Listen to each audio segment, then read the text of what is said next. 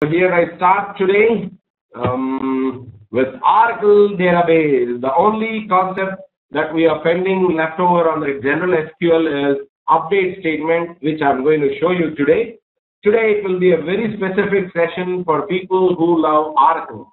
I fall in love with Oracle because though I don't show you the cards, rules and all, there are like 12 rules that are being framed for any DBMS, and Oracle is the one which satisfies 11.5 rules or 11.75 rules. So it is rated as the topmost database in all, compared to any other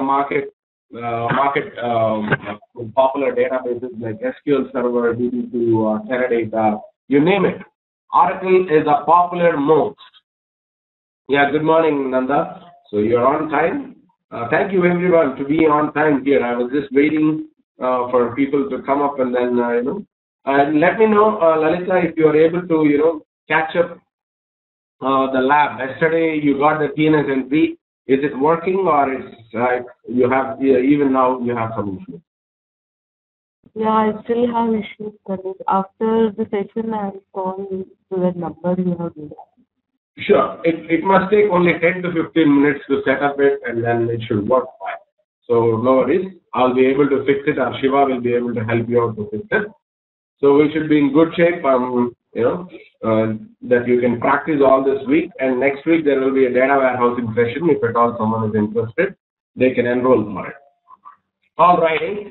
So Oracle database being my favorite concept, I first started teaching or training in the corporate, for countrywide. I taught them how to use Oracle SQL because I was only the one in the HR department who was aware of SQL, and I made almost 12 people to get trained, and I was relieved because I trained them and they don't need me anymore because their in-house resources can do it.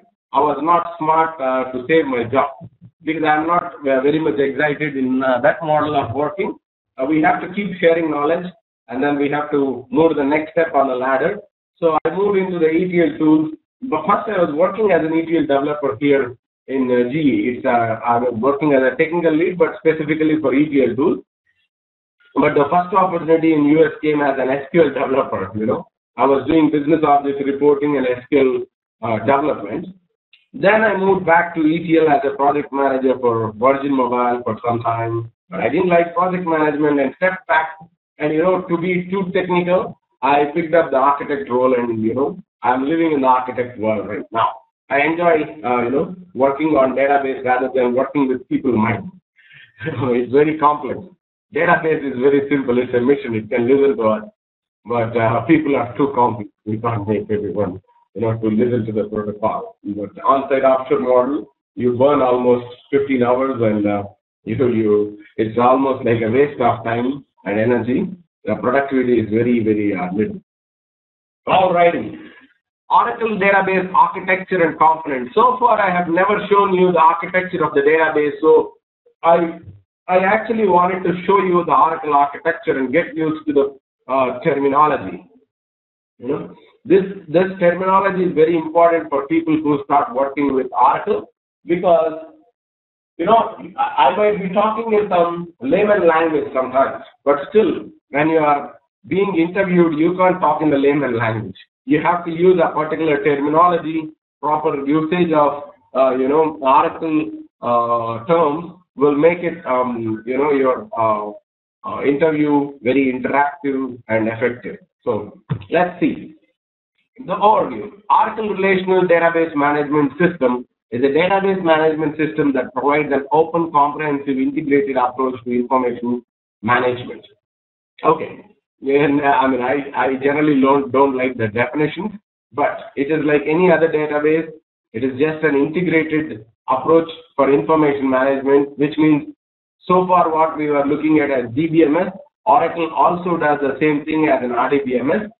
A relational database, every other relational database is there for comprehensive and integrated approach.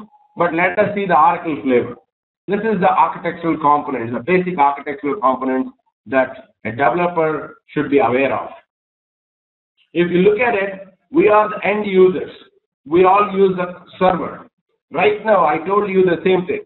I have sent you the software for Oracle client, 32-bit client. I have already shared it to you. So you download and install. But how do it connect to the server? That's what is important. There is something called as a tns.ora or sql.ora. There are two files. Let me even log into my system, my remote machine, and show you how the server components work. Then you might be, able to correlate how you are able to log into our system without even, having any remote control in your hand. All you're doing is just logging into SQL Plus and you're working, right? So at the end of the session today, if at all required, I can demonstrate how you can install Oracle and also SQL Developer and make use of that. So let me log in and let us see if it works for me, and I will show you as much as possible how this client server configuration works. So I think you are all aware of the client server configuration. There will be an Oracle server installation. At the same time, there will be a client installation. Client tool is not as major as the server installation. The reason why I say that is, client tool just needs an information where to go, what to connect to, and depending upon their profile settings, they will have access restrictions. But if you are on the server side, the backside engine, which stores all the transactions, which stores all kinds of data, metadata, is actually on the server. Nothing is going to be on your local machine, though you install Oracle client. That is one of the very important things that you'll have to realize. So here is the server side, but I'm just opening up one of the folders in which you generally see a TNS. See here, listener.ora, sqlnet.ora, and the tns.ora. This is the same file sent to you. So let us have a look at the file and understand what is in it. So this file can open up in Notepad. So let me try to open it up. Okay, when you don't get an option, all you need to do is double click and select Notepad and you should be able to, open up. Or WordPad is also fine. Both works in the similar fashion. If you look at it here, you're all connecting using this particular instance here. So this is the host, which is the server. The server IP address is given here. We opened up this particular port to public. That port is 1521. So Oracle in our own lab listens to this port 1521, and you will be able to, ping it. If you go to command prompt, you see here, if you say CMD, and in here, if you say ping, right now I am on the server, but it doesn't matter. You can even try it now. If the ping is not working, which means your network is not able to connect to this particular server. This is a basic test. You see here, I'm getting a reply. I'm getting a reply from the server. If it says timed out, which means you are not able to ping the server, which means you don't have the connection. That is a very basic test we perform. So the very important thing you'll have to realize is there is a specific path where you have to put this tnsnames.ora. In recent times, they have removed tns.ora and people are using sqlnet.ora. Both are one and the same. It's just about a simple configuration, whichever you wanted to use, it's fine. We are using the conventional method that tns.ora has been very popular. And the second thing is listener. The listener is the one, like we have configured it as Oracle listener. If you look at it, it is the same host and it is the same port. All we are telling is, in front of a restaurant, there will be a person who will be waiting to make you sit in the right place so that you can order. So this listener is the same guy who will listen to your input of, username, password, and say, okay, this guy is a valid person. He can access to our network. And then you will be inside Oracle.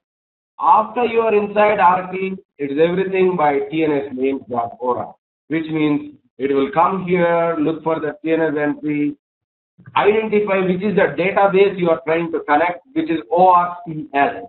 ORCL is the database that we are trying to collect. It takes the protocol from you saying, oh, select star from EMP, then it can give you the data. That's what is happening behind the screen. So that is the same configuration that I'm trying to, set it up for you. So which means we have already emailed you the TNS names and also the listener file. You see here, this is the listener file and this is the TNS file. If you just import them and put it into product 11.1.0 DB1, or it could be client, sometimes you install it and you name it in your own way, network admin, then you put it there, it should work. It should work without any issues. The first test we do is do a TNS ping and see if it works. Alrighty, so if I get back here, again, if you look at it, this is the user process and the server process, which I was trying to communicate to you. But what is happening behind the screen inside the server? If you look at it, this is the actual physical database. On the right-hand side, it is indicated in blue color, where you have data files. Data is nothing but it is the same data that you are able to see in the SQL prompt. When I say select star from EMP, it is giving a set of data. From that data, there is something called control files on top of it. Control files is everything. It's a metadata layer. It controls the data inside it. And reader log files. Reader log files, if you look at the older version of Oracle, it was not online reader log files. It was always only offline, which means it used to exist only on the server.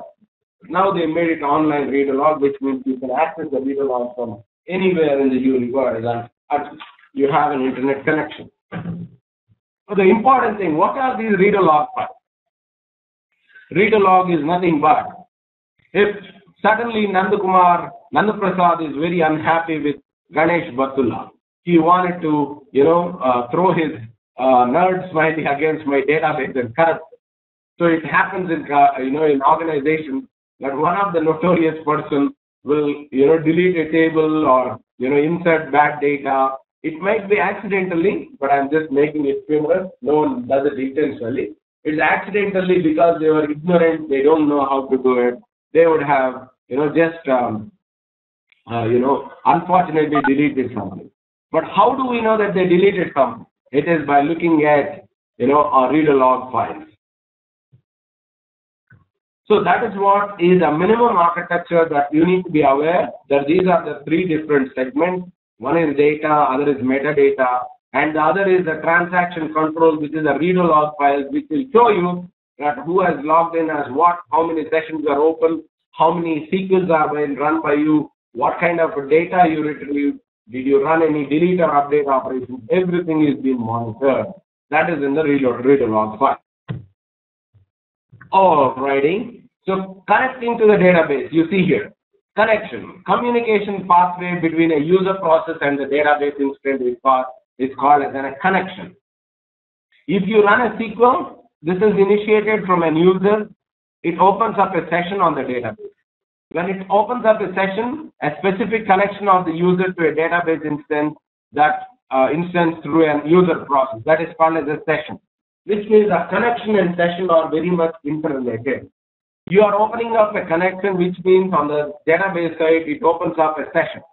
There will be always a limitation set by, a DBA, the database administrator. How many sessions can happen parallel? Unlimited, or number 1, number 2, number 10, or after 10, he gets an intimation that 10 people are logged in. So he will take care of, he will go and monitor how the CPU is, how much RAM is being used, what is the network, speed, is there any bottleneck, all that is being monitored by the DBA. But in general for you, what is a connection, what is a session is important. Connection is the communication path, which is right now we are using internet as a connection. In general, we don't use internet, we use only local area network, but currently we made it as, universal. So we just opened up the network into internet, which is security-wise a threat for us, but we are taking the challenge because we wanted to make your life easy and our life easy by having it local. because I have several users who logs into my remote server, the 20-25 users to practice on data services and SQL, which we cannot open it to public because it's complex system. Where the Oracle is user friendly. All you are trying to do is practicing a couple of SQL statements, and so we have opened up it to everyone so that you can practice it from your own home network. Alrighty, this is what is a session and a connection. And then interacting with an Oracle database. How do we interact? So you write a SQL statement from your own computer, it pings the user process, then it goes in turn to the server process, and behind it is the Oracle database. In the server there is Oracle database, and currently we are using 11G version of Oracle. You might be using 9 or 10 or 11G. Externally, as an SQL developer, it makes the same sense of all these 9i or 10G or 11G. But processing-wise, functionality-wise, and they have introduced, OLAP concept from 9i, and 10G and 11G are even more powerful. I myself, know very limited about what are the advantages of using, 11G instead of 10G. These are upgraded versions, no doubt about it. Performance-wise, they are good. One thing they changed from 9i to 10G is read-along files. They made read-along files available online so that the administrator can go and look at it from a web link. Earlier, it used to be only on the server machine. Now it is on the web that he can go and monitor it. That's what I think is one of the major differences. And then this is what is important for us. You see here, this is what you will have to understand with Oracle, because the moment you get into Oracle, you get confused with what is a schema, who is an user, and how does it differentiate between a SQL server and Oracle. That is a basic difference. In a SQL server, there is no concept called as schema. Everything you create is a database, as an individual database. But whereas in Oracle, anything you create is within a database, you can create 100 different schemas. That is the layout that they have given here. So in a schema, logically in a schema, under the schema there is a database. Each data space sits in a table space. Each table space refers to a segment and extends an Oracle data block. That is what is the architecture inside. So this is as simple as you have a 5-story building. So if you wanted to access the 5th story, you have to go from the first story. So each schema is like that. Each schema has all these settings. So every person who enters into your building will have his own position, his own a floor that he can access. He can go sleep or take bath, have food. But a table space is being allocated. He can't roam around. As I told you, if I'm an external person, why would Nanda Prasad allow me into his bedroom, into his kitchen, into his wardrobe, everywhere? No. I have a limited table space. I will be given only, until I can reach the living room where I have a couch. Maybe I can reach out the wash basin because he offers me, nice finger food, some chicken pakoda. I have it, and then I can wash my hands and come back. That is the table space and segment and extend. They are interrelated. So externally you will have been given some table space, which means you cannot mess up the database. All you can do is retrieve data, and that is also with restrictions. You cannot run a query that is in an infinite loop so that it can hang the entire database. That is a DBA setting. He will take care of it. A query can run a maximum of like 7 minutes or 10 minutes. 10 minutes, if you are running a query, it is a huge load on the database. And the table space will be very limited, because if they are giving you more than 100 MB of table space, you can retrieve 1 billion records into it. And then if you have 1 billion records on your buffer space, which is a temp memory, your database is going to be a challenge to perform better. So they will limit all this. They will have, a DBA monitors all this, and he makes sure that he does not give you full permissions of the entire database. So he will limit you in certain things. So that is about the logical layer. Whereas physical layer, what we are seeing is operating system and data file. Because externally, that is what you see, right? So externally, you just need, to open your client tool Oracle, you type in your query that actually talks to the operating system and then extracts you the data. That's kind of a physical layer. Processing a SQL statement.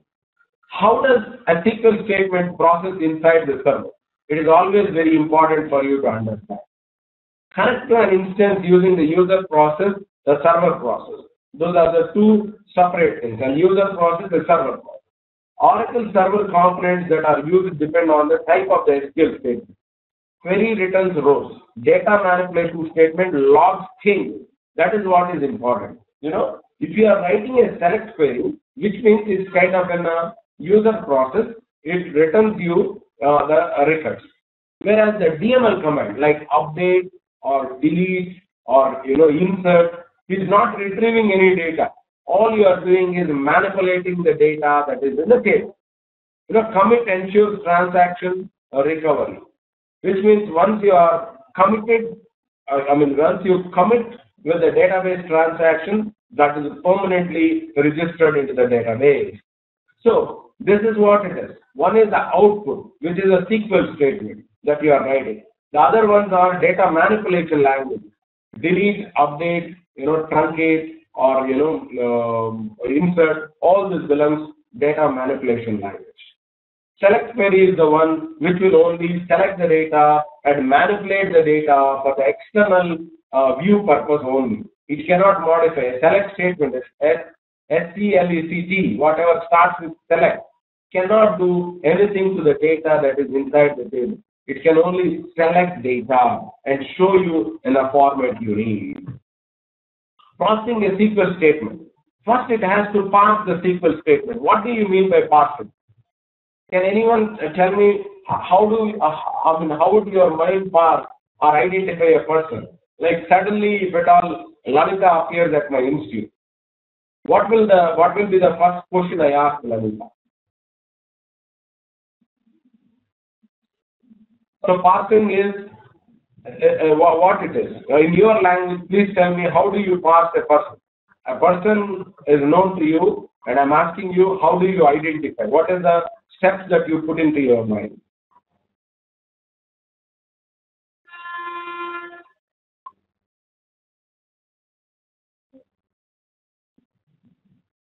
No one wants to try that answer?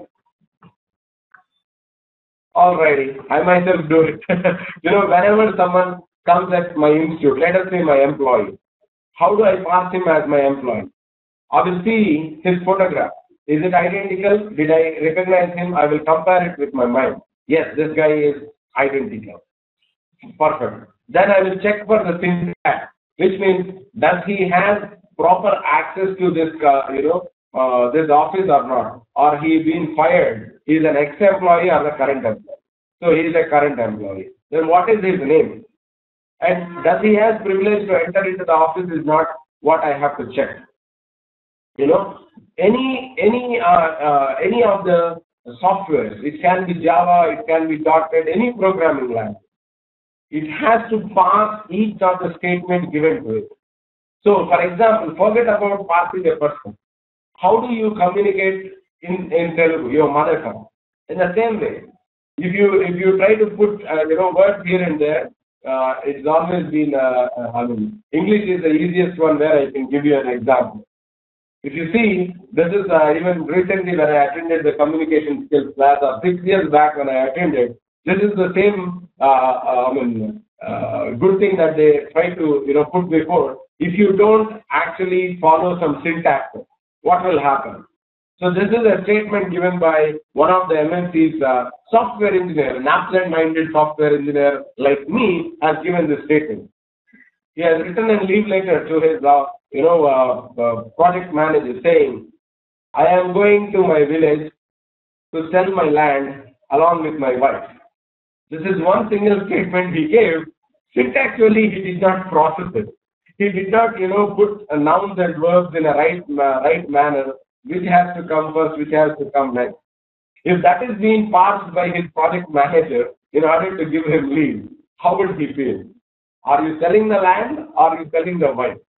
It is the same way a parser inside an Oracle, database also does it. It will validate syntactically whether it is right or not. So I have physically shown you. I have directly shown you yesterday or day before when I was writing a SQL statement. Let us try it out. Let us try it out if I am wrong or right. My password. I have to, my brain has to remember at least a ton of passwords because every time we change the password, it's a very complex process for us, to maintain it. So it is, bear with me if sometimes I don't remember the password, which means my database management system is a little bit messed up. If it is a relational connection, it should work better, but sometimes, it is messed up.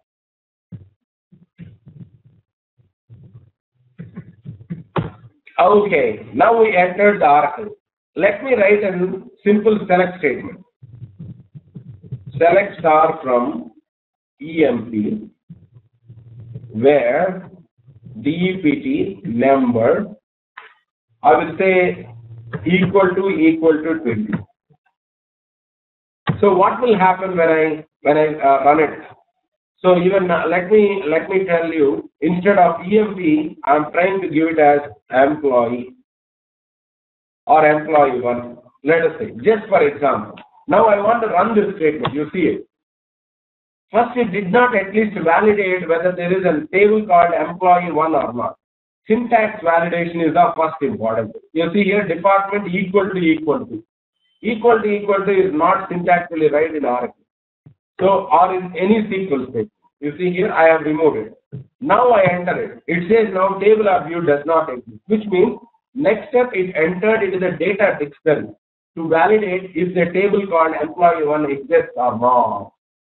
Then I will go and fix it as the right table name. Now it executes properly. You see there? That is what is happening inside Oracle, and that is what is being explained here. Search for identical statement, check the syntax, object name, and then the privilege. So privilege is nothing else than, as I told you yesterday, I was trying to access Scott's table.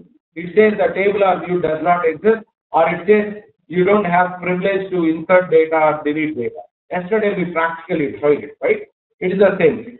Then lock the object used during the pass. What does it mean? What is meant by locking the object during the pass? Anyone has an idea? What is this lock?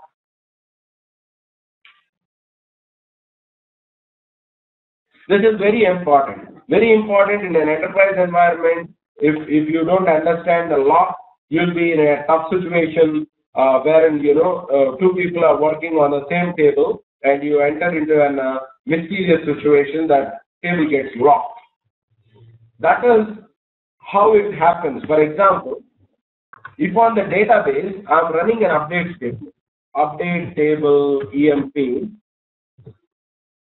or no update table, I think update EMP, set DEPT number is equal to 10, where DEPT number is null. I'm running this statement. While I am running this statement, one of you are also trying to, do a delete. I'm updating and you are deleting. What should the database do? Because we are accessing the same table. If someone first come first serve priority, it will correct. Keeping the request in the queue. You are right.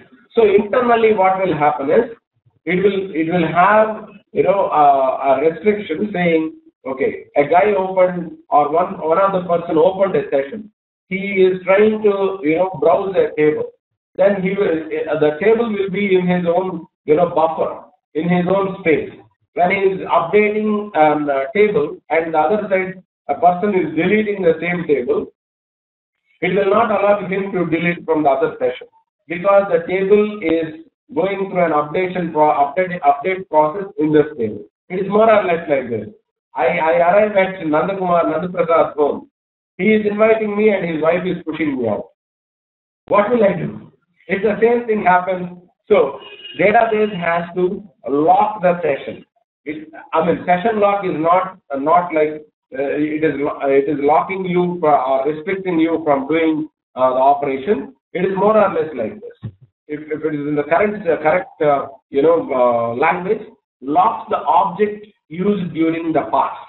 Which means when you are passing an object, when you are passing an update statement or select statement or delete statement, especially for updates, deletes and inserts, it will lock the object during the past so that the other person cannot execute the same kind of a statement or a similar DML statement on it.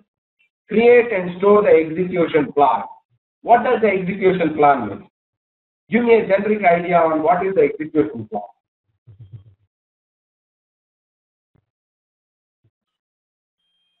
Any thoughts around it? What is an execution plan? Because these are the very important terms, especially for people who are working in a database, and also, it has been questioned several times in interviews. How do you know what is the execution plan? So what about the statement, the SQL statement you're executing, that means the execution plan. Whatever you're going to do or you're doing it Okay, it is execution plan is nothing. I arrived at Nanda Prasad's home. So his wife was, wanted to offer me dinner. So they will lay out an execution plan for me. Okay, when Mr. Ganesh arrives at home, evening 6 o'clock. Give him 1 liter of Pepsi so that he will skip the lunch or dinner. So that is an execution plan. And then after that, followed by, 1 kilo of sweet. So he will eat the entire sweet and he will not stay for dinner. So even Ganesh is capable of having 1 liter of Pepsi and then followed by 1 kilo of sweet. And then it comes to a part of, at least let us offer him chapati. Because he is already, drunk too much and also ate too much of sweet. But Ganesh Patula wants chapati along with curd rice. They will have an execution plan for him. So it is the same way in the sequence, a database also has to do it. Because if you are trying to retrieve thousands of records at a time, database will not allow you to do that at a time. It actually puts an execution plan saying in a table it will first retrieve based on the primary index, which means the primary key. The primary key in the employee table is employee number. So it will always see, first it will try to retrieve using the primary index. If it does not work, then it will try to retrieve using the secondary index. Secondary index here is employee name. I have made him as a not null, so it will also use that. 1 second, I'm trying to run this command. My mind cannot do multitasking, though I am trying to type it out. So you see here, the employee number is a primary index for it. So it easily can go into the database and will try to retrieve based on the employee number. And then if employee number, let us say, is not the main one, not the important one that could retrieve. A second thing is it will go by name, because we have a not null constraint created here. In spite of having these two kind of indexes, we can have more. There are something called bitmap indexes. Bitmap indexes again is the performance related thing that they apply this index. There are binary index, unique index, bitmap index. There are several kinds of indexes, which means there is a way that you can scan a book, whether you are looking at the index or whether you are looking at the appendix for a particular word, and you can scan, right? If you are looking at a particular topic, then you scan the index. If you are looking at a particular word, for example, you are looking for a word called robotics. Robotics is not the actual title that is there in the index or subtitle or the chapter. But if you go to the appendix, there will be robotics and it will be written as 1, 5, 152, which means robotics is the word which is used in the first page, 5th page and 152nd page. It is the same kind of execution plan a database will have for yourself.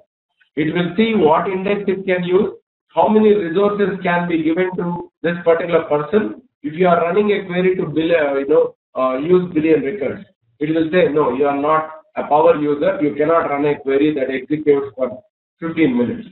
It will internally have, a processing time. It will say this particular query, like for example, if you are trying to copy paste your own folder, Windows gives you an estimation saying estimated time of transfer is 5 minutes. In the same way, Oracle will have an execution plan for your query. Internally, that is what it's actually does. Create and store the execution plan. And it will go as per the plan. As I told you, to give instead of a cup of tea, they can offer me 1 liter of, cool drink, followed by 1 kilo of sweets. It's the same way. Create and store the execution plan. Execute. Identify the row selected. That is what is important, right? So when you execute, what does it mean? All you are doing is you are running the select statement to identify which are the records we needed. If you look at it here, in a table I have several records, but in the where class I have passed department number is equal to 20. So when the statement is executed, it will have a plan for itself. So it will go into the database, retrieve only the records that are for the department number 20. That is what is execution. And fetch returns the rows to the user process, which means internally it parses, it then look at your privileges, it will have an execution plan, it will select the records. Finally, the throughput, the fetch statement is the one which will display the records for you. That is the processing of a sequence. Is it clear or anything confusing in the parsing and execution?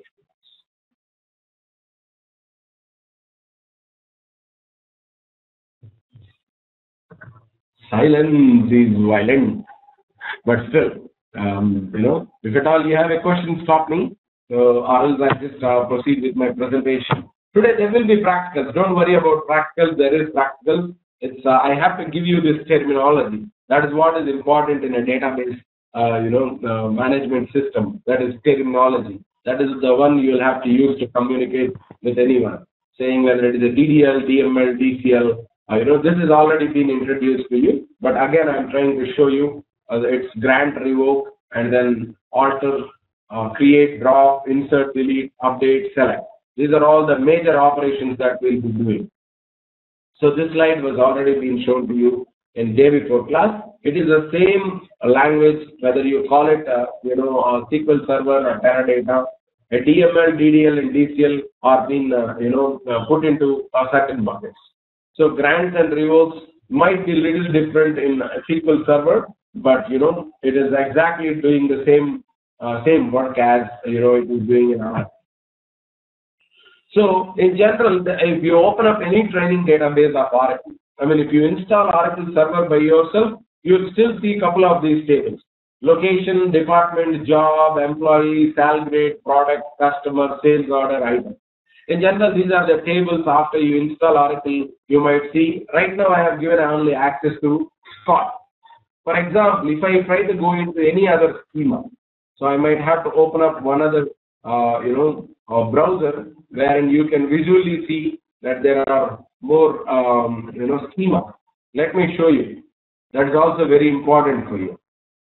So let me get into the server as an administrator, and I will be able to show you.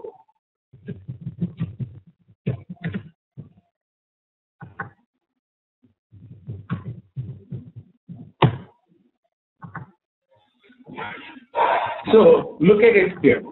These are several schemas that are there. Don't worry about bottom ones. These are the connections, not schemas. These are simple connections. I'm going to show you today how to use Oracle SQL Developer, but let us just focus on schemas. So in this, all the users that are created, each one of them is a schema. You can see, for example, when I installed Oracle, see here, Scott has these kind of 4 tables, or he has more tables because we created. He would have by default have department, employees, salary grade, and bonus. You see here. salary grade, and bonus. But if you look at it, any other schema, for example, OWBSYS, there are no tables, but generally you can download any of these tables from Oracle site. They are there for your practice purpose. So we have created certain tables only, for you. It is easy, friendly to use. The same Scott Tiger and the same employee bonus department tables are there from the day one when I learned database concept. So they are never going to change. They are always like that. So there is something called HR database, for example. Let us see if we have any tables. You see here, countries, departments, employees, job history, jobs, locations, regions. All these are default tables that are being provided by Oracle, for your practice purpose. And just after the session, already you would have got your private login. I will ask even Shiva to provide access to HR database, because this data is very friendly. You can understand what is these countries, what are these departments, what are these all employees. This can be granted to you. I mean, he can grant rights on this particular table. So if you want to play with hundreds of records, you can use this. And the very important thing, you look at here, though it is showing as 107 records, do you think there are only 107 records in employee table or more?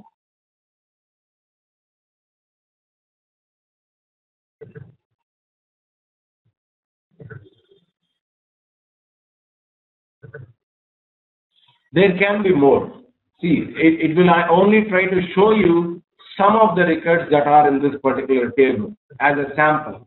If you write a query, it might be a little different.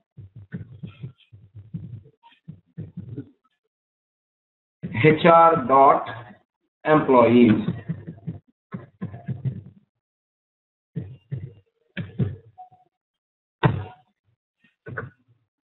Okay, 107 is the count, but let us say it has 1 million records.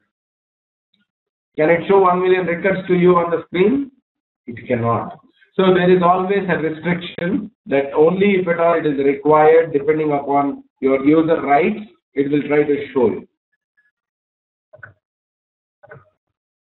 So anytime you install Oracle database yourself, look for a schema that has some kind of a table that are being given by Oracle itself just for your practice purpose. So these are some of the tables I listed there. You might find any one of these in the sample database that Oracle provides, and it is for the training. So these are the simple select statements we have been writing, till yesterday. We have written several select statements. This is kind of a universal SQL language. Right now, let me show you. Without any change, if I try to go and execute the same statement in SQL Server. For the first time, let me open the SQL Server for you, so that I was talking to you only theoretically that SQL Server and Oracle, how they are interchangeable, the SQL statement, but practically let me show it to you now. I can always move this table into SQL Server, write the same query, and it works in the same way. So there is not going to be even one single difference when we execute a SQL statement. You see here. In here, everything is a database. There is nothing like a schema. Each of them is a database here. So I have a DS stage here. So I'm going to right away migrate the SQL statement from Oracle into SQL Server. How do I do it? Look at here. So I have this table. I can always right click and say, today, end of the day, I wanted to show you how to use this Oracle SQL Developer. Also, because this is a free tool from Oracle, you can always, get it and use it. But, first I will always ask you to make sure you practice a little bit in using SQL prompt.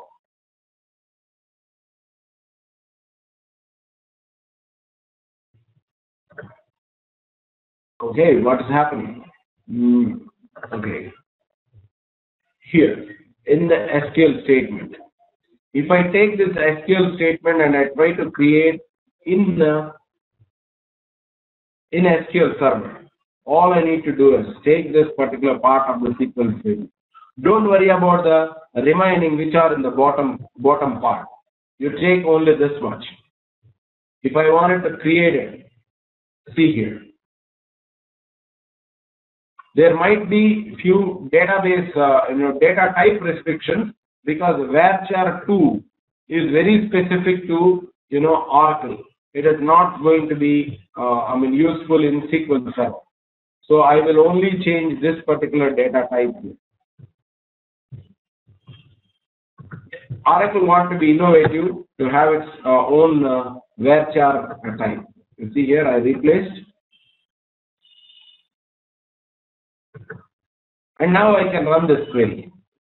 But I don't have HR, so I'm taking out HR here, and I will just create this particular table. Let us see if it executes or it has any error.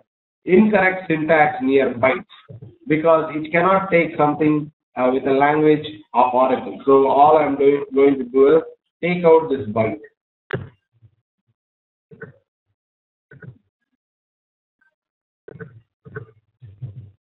Now let us execute. Column parameter variable 1 cannot, find data type number. Number is very specific for, Oracle again. So we can actually, instead of number, I can always give an integer, or I can give decimal, double. Because here number 8,2, let me change it as number as a decimal.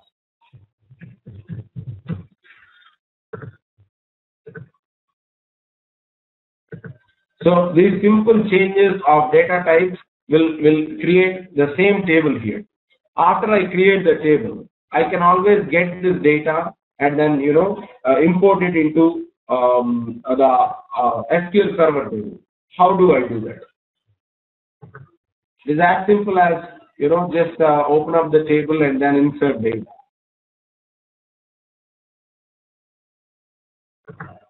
So there is a new table that I have created. This table would have gone into the default database. You see here, employees would have gone into system database. I'm sure it will be sitting under master. You see here, it is sitting under master because I did not specify or I did not log into certain database. I just logged into an SQL Server, so it is creating a table under the master. But that's fine. We are not bothered about where it is created. So let me see. Select top 100 rows. There are no rows here. You see here, this particular syntax will not work in Oracle because there is nothing like top 100 rows called in Oracle. It is very specific to SQL Server.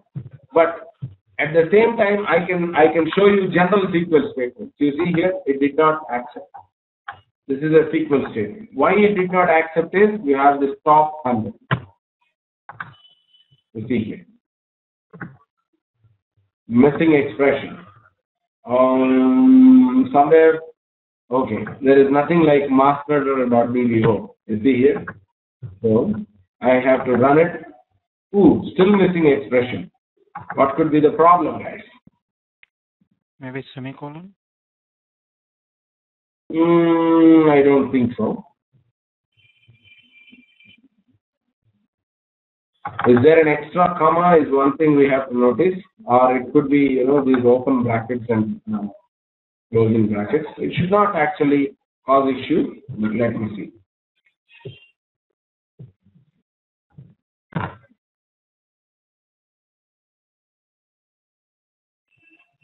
Sir, I think it's the table. It's the name. Yeah. Come again, Satya. I heard you, but I lost you. Go ahead, Satya.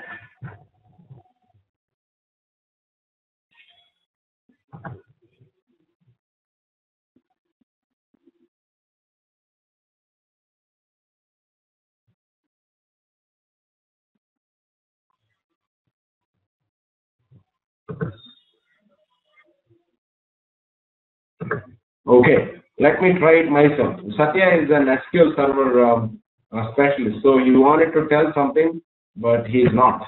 So that's okay. So let me take out only this much and then run it now. Actually, the table is in HR. My friend, you are right. So you'd have told me, aloud. That's fine. So if I run this, it still says phone number decimal invalid identifier because I have changed the phone number.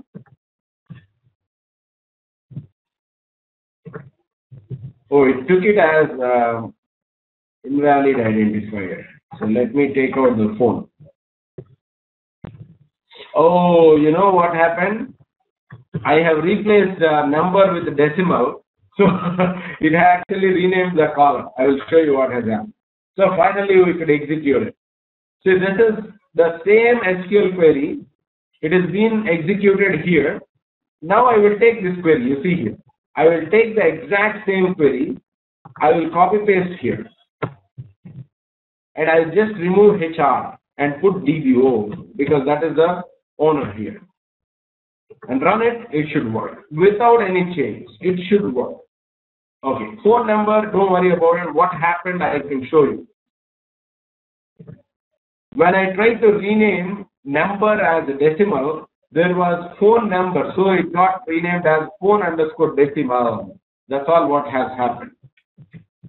So don't worry about why did not it execute, because the column name was wrong. You see here, it executed without any error. So the basic of the SQL is the same. It is only the flavors that we are trying to add. Here, I wanted to select the top 100 records. I have to give it like this.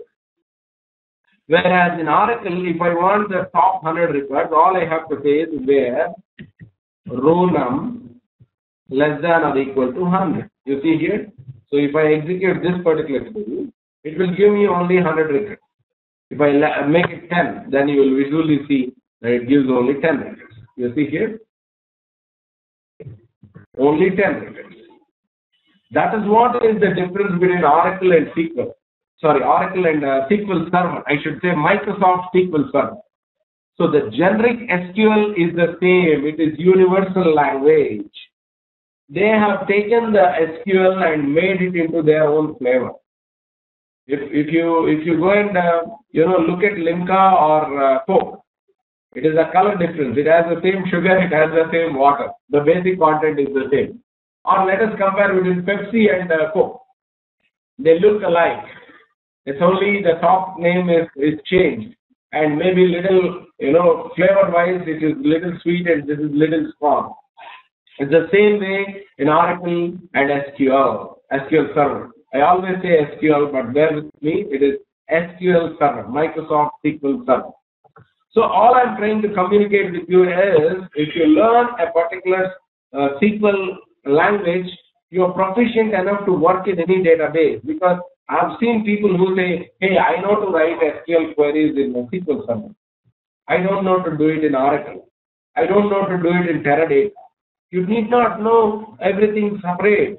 All you need to know is, this is the format of the SQL statement. You see here.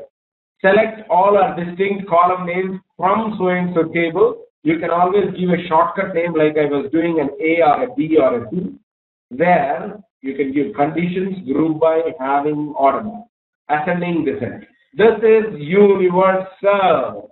So let me take this particular statement here. So if I take this statement, put it anywhere. You can put it in Oracle or SQL Server, or even if I have Teradata, I would like to even show you Teradata, but I don't have it. So if I copy it here, you will see it.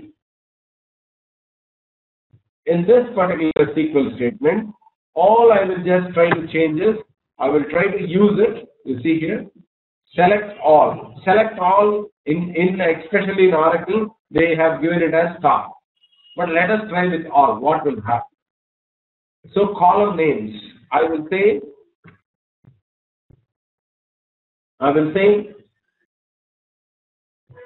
star. Shortcut name, I am calling it as A. Here I can give a view or a table name. So I'm giving it as EMP. Where conditions. All I'm trying to do is, give it DEPT number is equal to 30. Group by. So I can't give a star when I give a group by. I have to mention the name of the columns. DEPT number, comma, sum of salary as, sum salary. So group by department number having,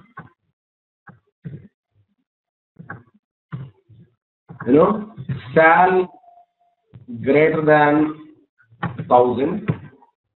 Order by ascending is not required. Order by, DEPT number, DESC. Descending is required. By default, ascending is always there. So I have transformed the regular statement from, syntactically correct or not, let us see here. If I run this statement, what will happen? It encountered a problem, which means this is only because of all. Oh no, I did not see the error. Let us try Scott.emp. Will it work? You see here it says an error for processing a regular requested operation. So it will, it is bouncing. All I am looking at it as this is a problem. For me, it looks like the problem. Let us try one more time. No, it's something else. So let me see. Where department number equal to 30, group by department number having salary greater than 1,000, order by department descending. I don't see anything wrong in here. So let me run just the SQL statement.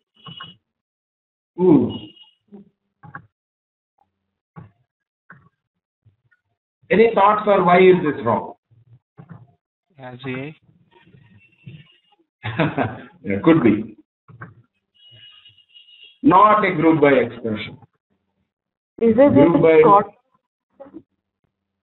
You have to having, what is it? What is it? Scott.emp. I don't see here any that table because we are under HR. Yeah, we are under HR and I have to give privileges to HR. You are right. You see here, right now I'm executing, but it says not a group by expression, so it should be something else. Hold on, let us see. Where department number is equal to 30, a group by department number. So why is it not department number? So let me execute until here. You might be right. So let us see. Not a single group function. So because there is sum of salary, it is saying not a single group function. You see here. No, it has permissions. It seems to be HR has permissions on Scott. So it automatically gave me. But why is it not working when I say, sum of salary is a question now? So let us see. Let us go until this. Okay, I have to have group by for sure. Okay, it's giving me sum of salary. And having salary greater than 1,000. Why is it not giving? Oh, okay. Something wrong with the having statement. You see here? Because sum of salary is the one which we are calculating. Having is used only to filter on the subset of records. Having has to be followed by group by, and it should be at the same level. Whatever we are doing here, we also have to do here. It could be count, it could be sum. So the important point is, if I take this particular statement and I execute in Microsoft SQL, will it work is the question. Let me execute. So because there is no Scott, let us take it away and say DBO. But there is no EMP table also in this particular data.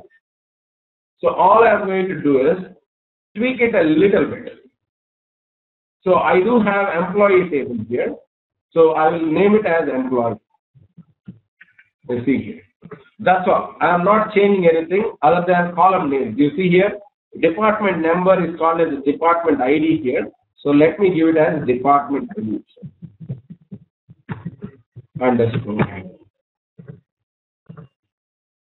Salary as salary. I'm just changing the name tag because I don't have the same EMP table. But nothing else is changing. Syntactically, it is the exact same syntax. I have not changed anything except the column name. You see that. So now if I run, let us see if it works. Department number.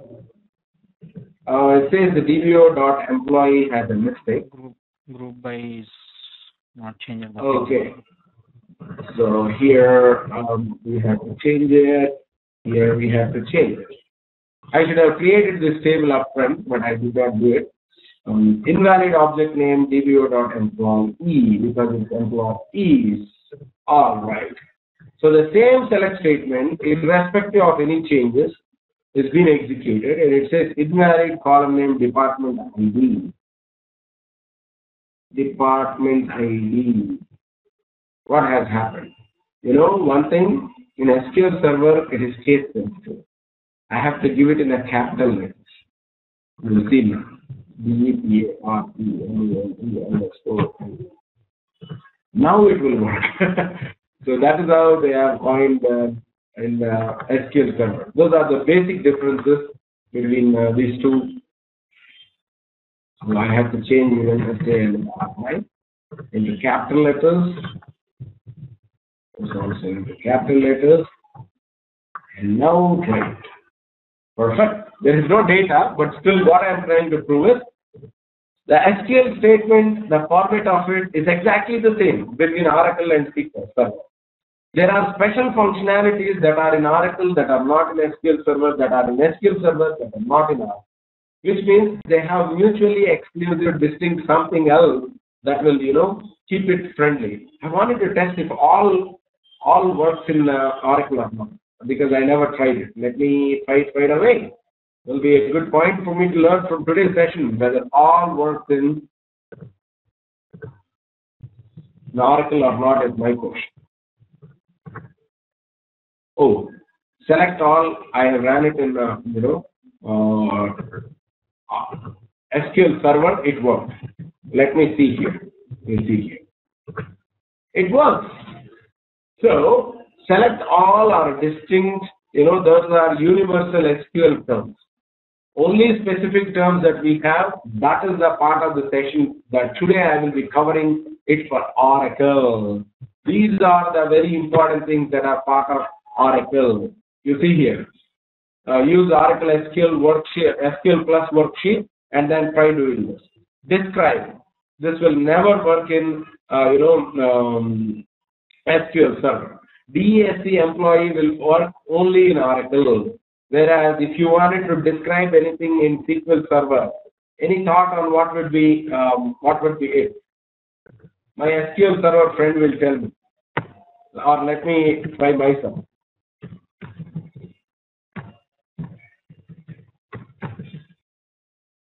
So SP help employee is what it is. Okay, I should type it as master. See. Okay, not master dot, it should be.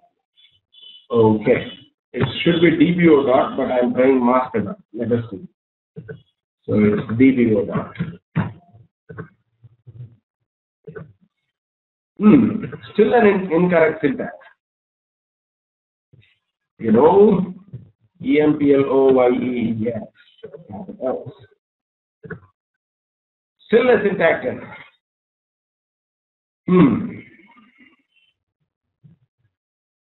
So now I have to get some help from Satya. Okay, SP help employee. There is not required that we don't need to actually give anything else. It's just SP underscore help employees. It gives me entire information. It is giving me the total description of it. It says employee ID, type is decimal, first name, type is varchar, computed, length, precision, scale, nullable, trim, trailing blanks, fixed fixed null and source, coinage, all the information is given to you just like what we have in describe. It is little more than what we have in describe, but it is there. So that is only the syntactual difference that is very specific to each of these databases. But now I'm going to talk about the character sets. Let me show you. Discover your Oracle environment, which means this is only for your own purpose, that how do you go into your Oracle environment, enter your SQL statement at the top, click the lighting bolt to execute it. This is only very much required if you are using SQL developer. So let me skip this slide, not required. Data dictionary view of user. This is what is very important.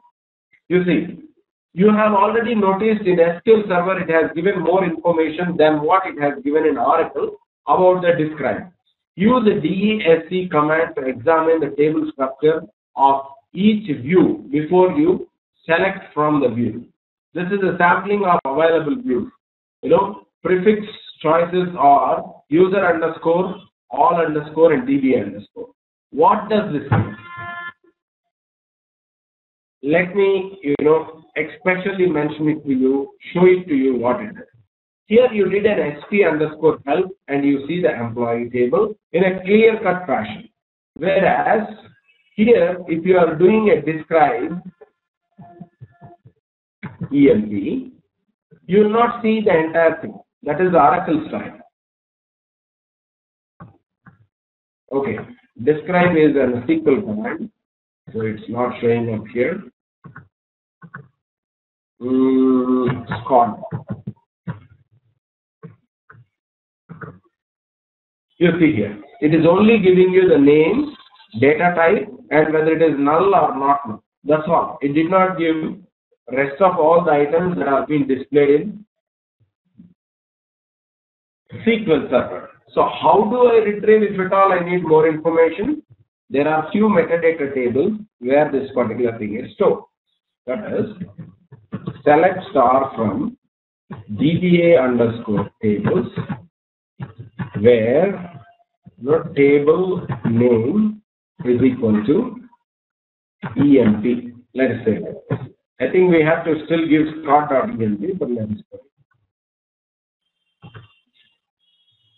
It should be in single quotes. .emp. We will see if this works.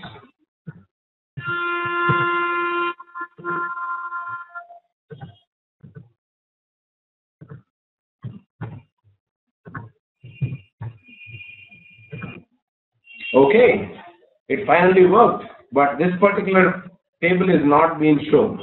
So let us try with just the EMP and see if it works. No, it's not. Why is it not? Is again a question. Because this is not a DBA table. It is user table. It will be shown in the user table. Let's see. Ooh, still not shown.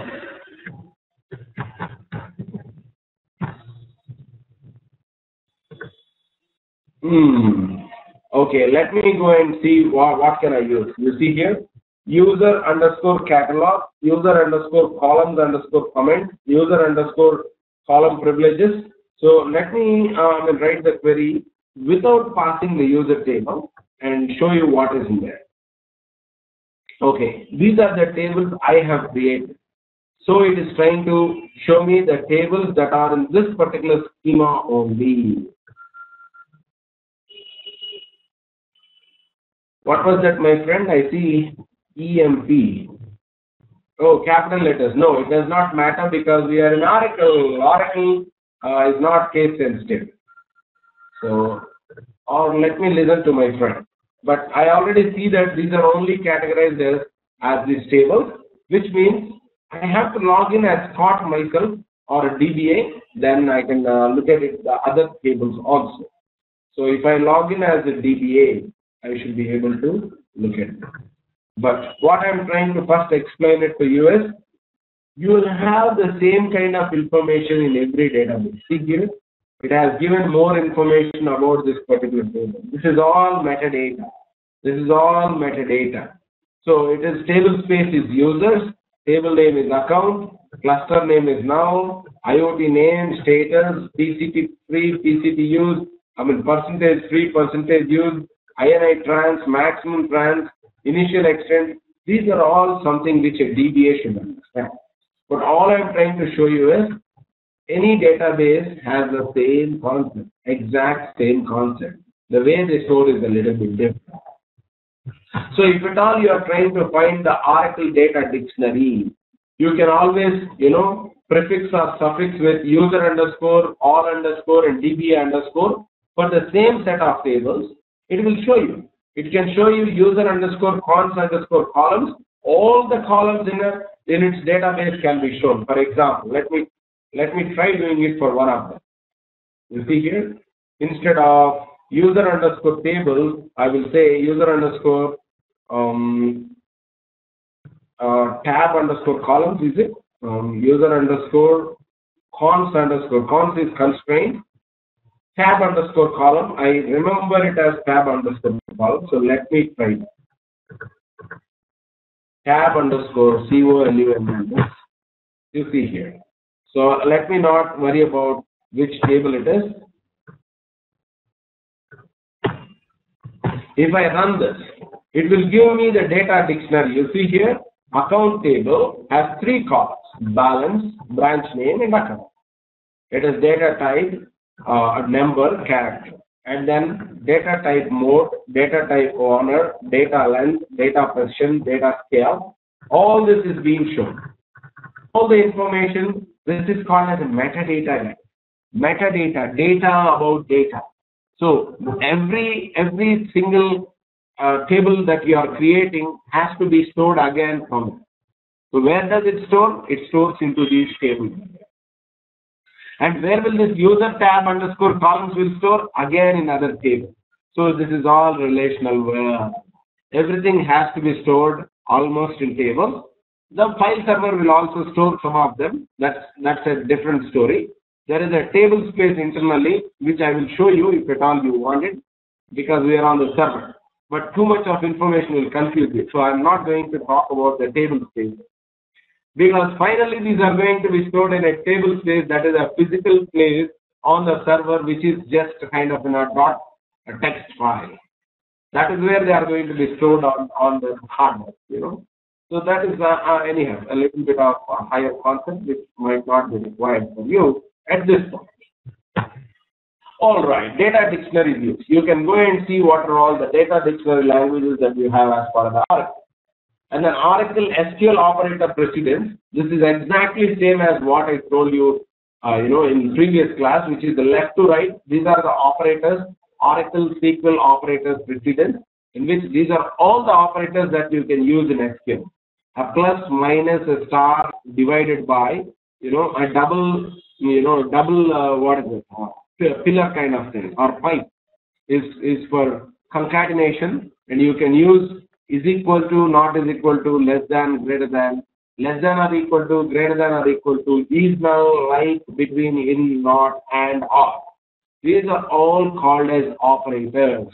And these are also almost universal, which means you can always use these operators, whether you do it in Oracle or SQL Server. All the operators are almost same. Except I see that there is a little bit difference in null, using a null. So let me write a single statement on using a null, then you will see how null values are a little bit different syntax-wise between these two. Select star from EMP, where DEPT number is the null. All right.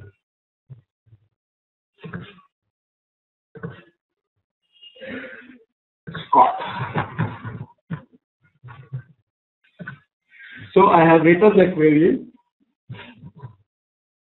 and it returned a couple of rows. Here, if I try the same thing, so here instead of scott.emp, I will say dbo.employees.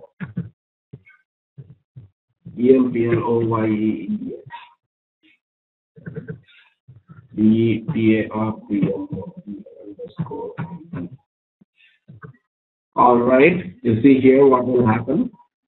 It is exactly returning the same. If there was data, it would have retrieved, but the same exact syntax is used, except for there is some function called as seasonal and NVL, which we will come to it. So it is the same function whether it is Oracle or SQL Server for now. So these are all the operators that you can use irrespective of what database you want.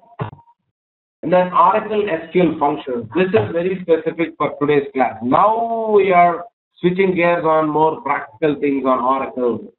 If you end up the session, if you do come to know all these 6 different functions or 6 different groups of functions, then you are in good shape. You have become very much proficient in SQL. Using SQL on database Oracle. That is what you will be very much proficient end of the session. So let's see if it is time for break or we will have some more. We have 7 more minutes. So let us spend some more time on at least understanding these member functions. So here is a note what I am trying to suggest. If you are using DB2 or SQL Server or any other database, make sure they have this same function. Some of them the functions are different. If it is DB2 or SQL Server, surely the functions are different. Whatever from now I am showing is very much specific to Oracle. You can always ask me what is the equivalent of this function in SQL Server. We should be able to find. If I don't know it, I still can Google and then let you know what is the equivalent for it in SQL Server. Number functions. We all know this. Excuse me. We all know this number function. If you ever remembered your 9th or 10th class mathematics, just recollect one time. These all work absolutely the same way in Oracle.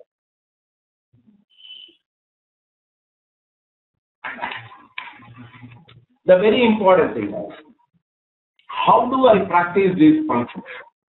Do anyone has any idea on Oracle, how do I practice about these functions? Do I need to always go to a table, find out data and then do it? Or is there any other way? For example, I wanted to test what is this absolute, ABS, and he has given in bracket of M. How do I test it? Perfect. So Satya has even good idea about Oracle. The very good thing about Oracle, let us switch to the SQL prompt before, then it makes more sense for me to explain you rather than using the SQL develop, which is it makes your life easier, but makes your knowledge complex because you don't know the basic syntax. You have to learn. So let me recollect the password. I'm switching between 2 systems. So here.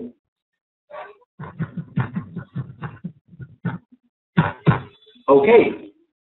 So Oracle, when first came up with its database, there is nothing called as dual table.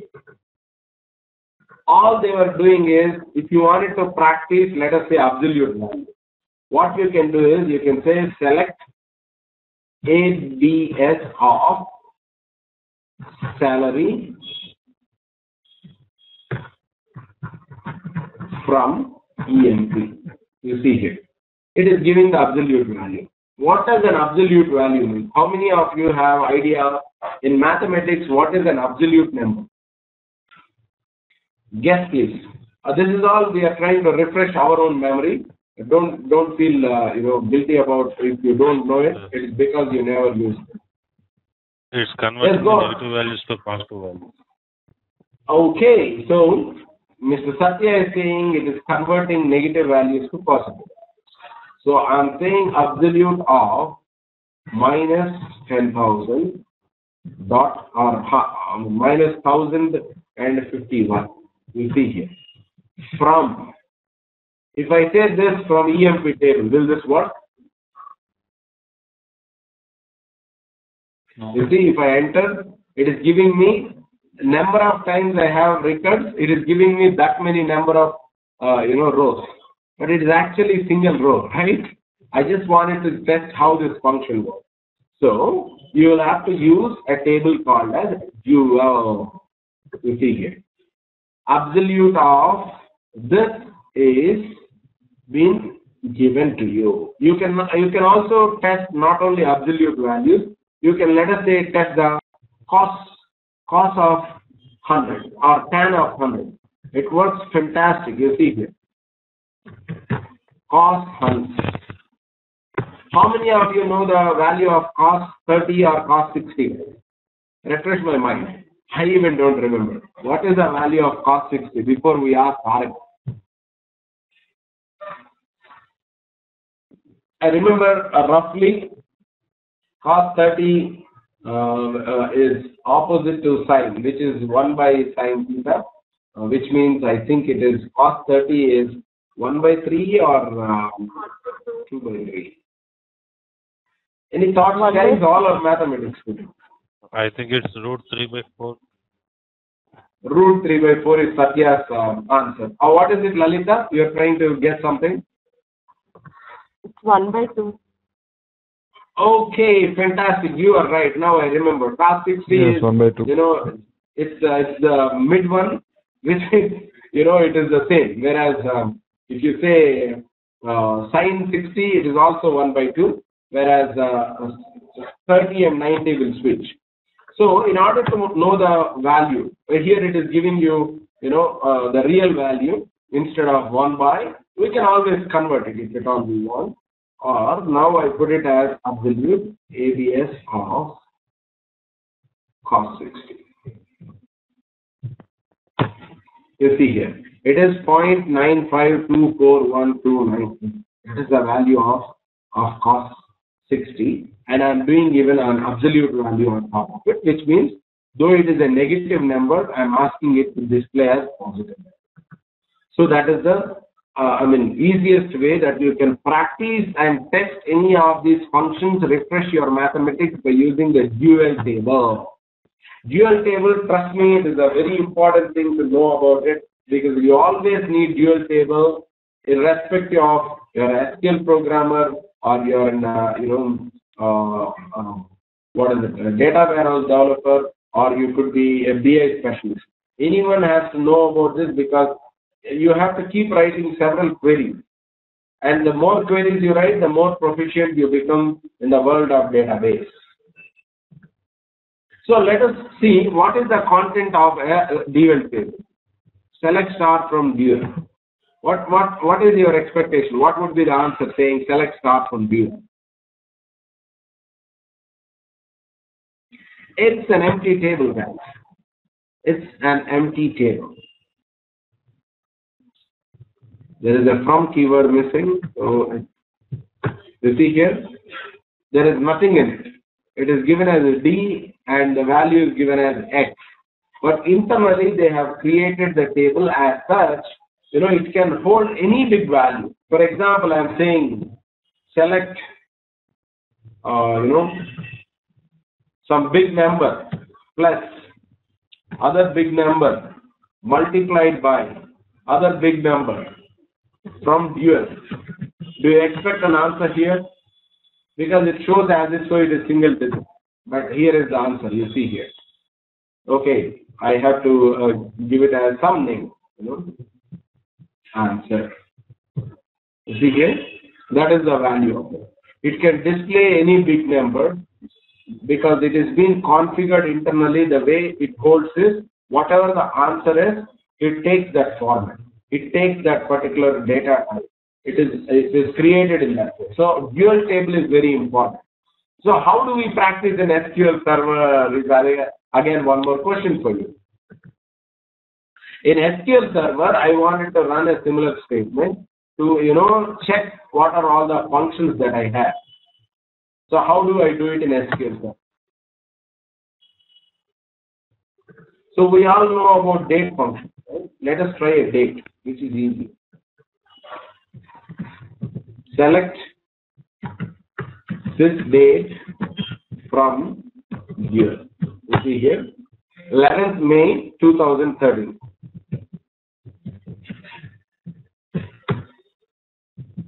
Select this date from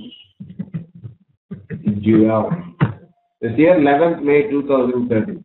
Or I can also say select current _ time stamp from year. If I want even including time, you see here, 11 May 2013. It is giving with time PM, and it is also giving you the time zone. Minus 7 hours is the time zone. That's the Mumbai Standard Time, the thing. So it is able to give you. If at all I wanted to do the same thing in SQL Server, any thoughts how I could achieve?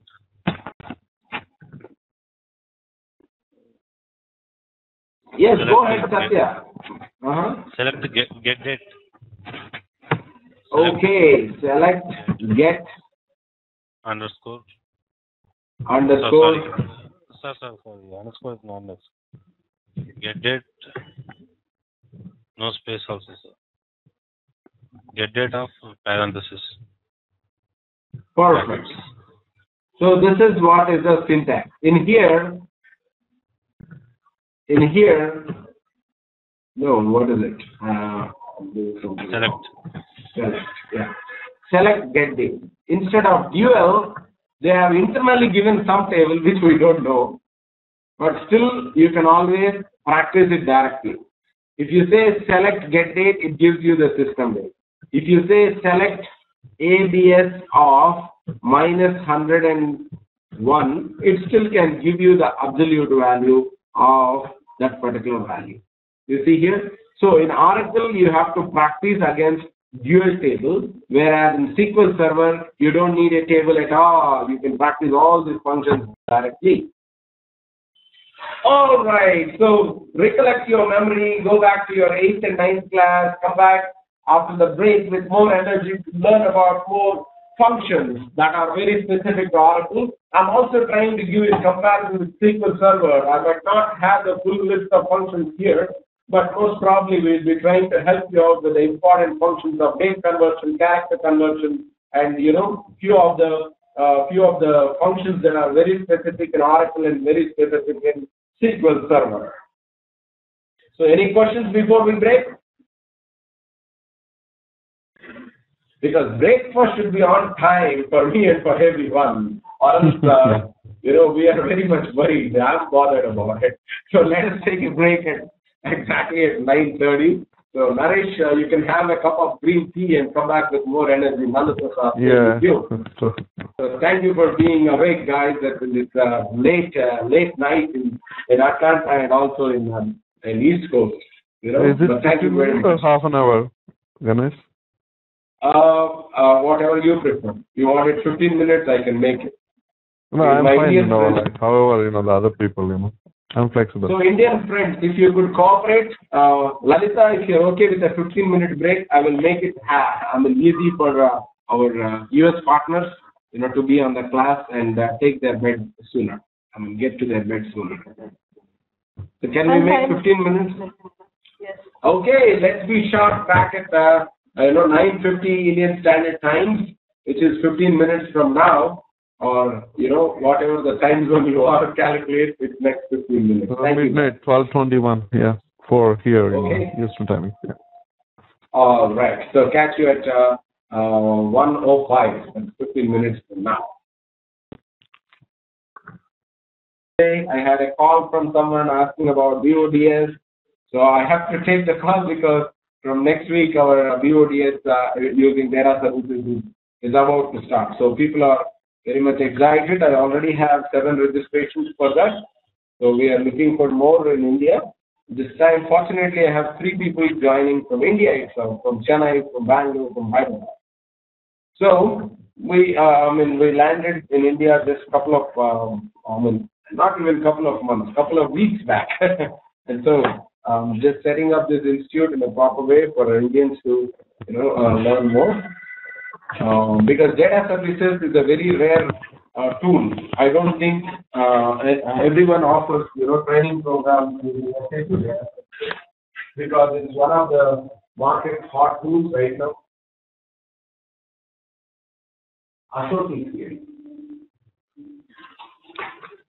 So data services is one of the very popular tools in the market, but in US people know more about it rather than in India. In India, people prefer to learn Informatica than anything else because it's there in a market for about 10-15 years. So they got used to the world of Informatica. There is only the ETL tool that is very popular, followed by data stage. But you know, when there is no much competition in data services, if people try to make use of that tool for their career choice, it will be easy for them to get into ETL world. Because I see that the billing rates are high in US, and here even the CTC is really high for people who know data services. So it's all up to your choice, right? So let's get back to the original session and let me see if we have any questions from the first half of the session. Any questions so far? I can, or else I proceed in a normal way about these number functions, character functions, date functions, and followed by we have the presentation about how to use SQL number, for your practice purpose.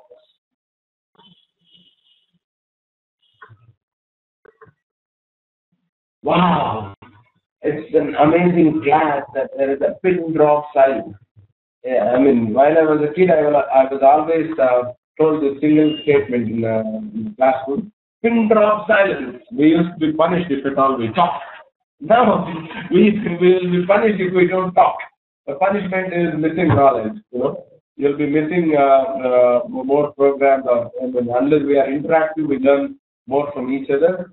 If you're not interactive, you learn a little bit of whatever the teacher is trying to deliver. That's fine. So after number functions, while in the break I was looking at number functions of Oracle. Let me also show you. There are, very few websites that can, show you the exact difference. But let us try looking at Google, in which I can say Oracle equivalent for SQL Server. If you try to search something like this, you should be able to, get all of the different functions. You see here, Oracle equivalent of SQL Server in function, a translate function, in-string function. So for every function that you have in Oracle, there will be an alternative. But here, let us see number functions or number data types. You can directly go and check it. In several websites, they would have put it. So in here, number 2, 7 long. These are number functions that are given. So there are several things that are different between SQL Server and Oracle. It is only an alternative way. You'll come to know it easily when you can start working with it.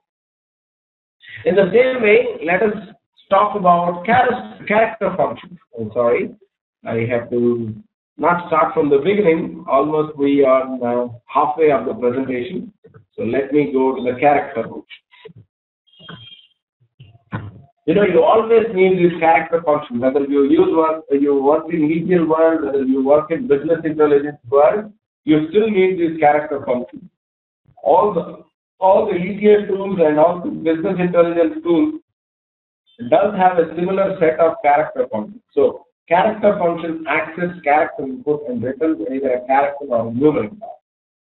The first group of functions access character input and returns character value. The second group of functions access character input and return numeric values.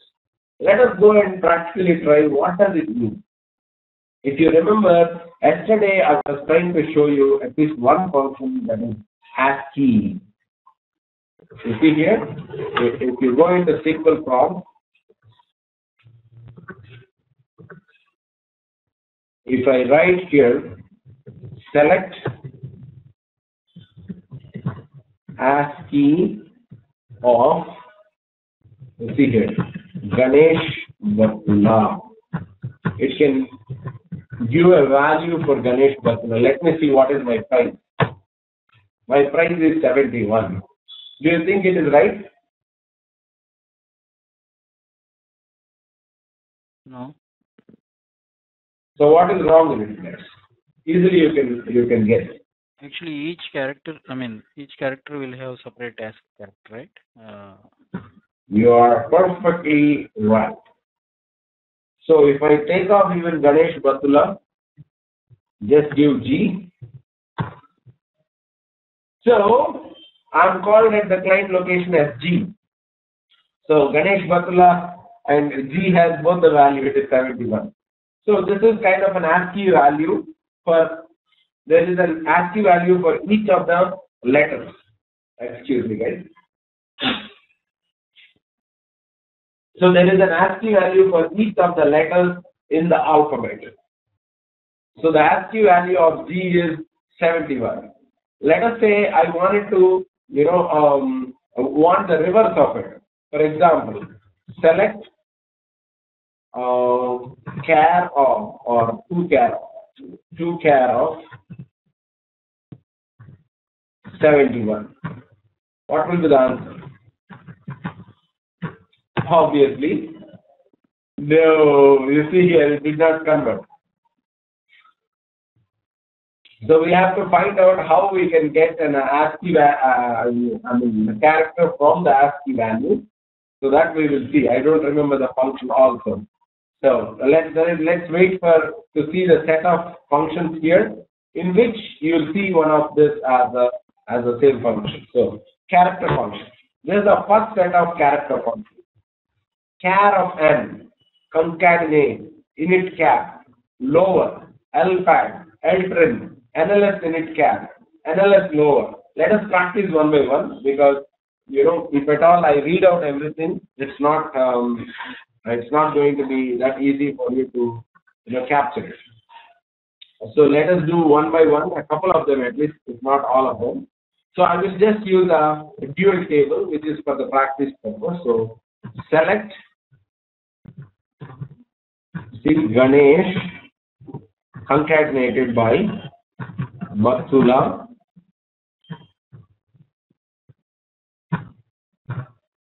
from here.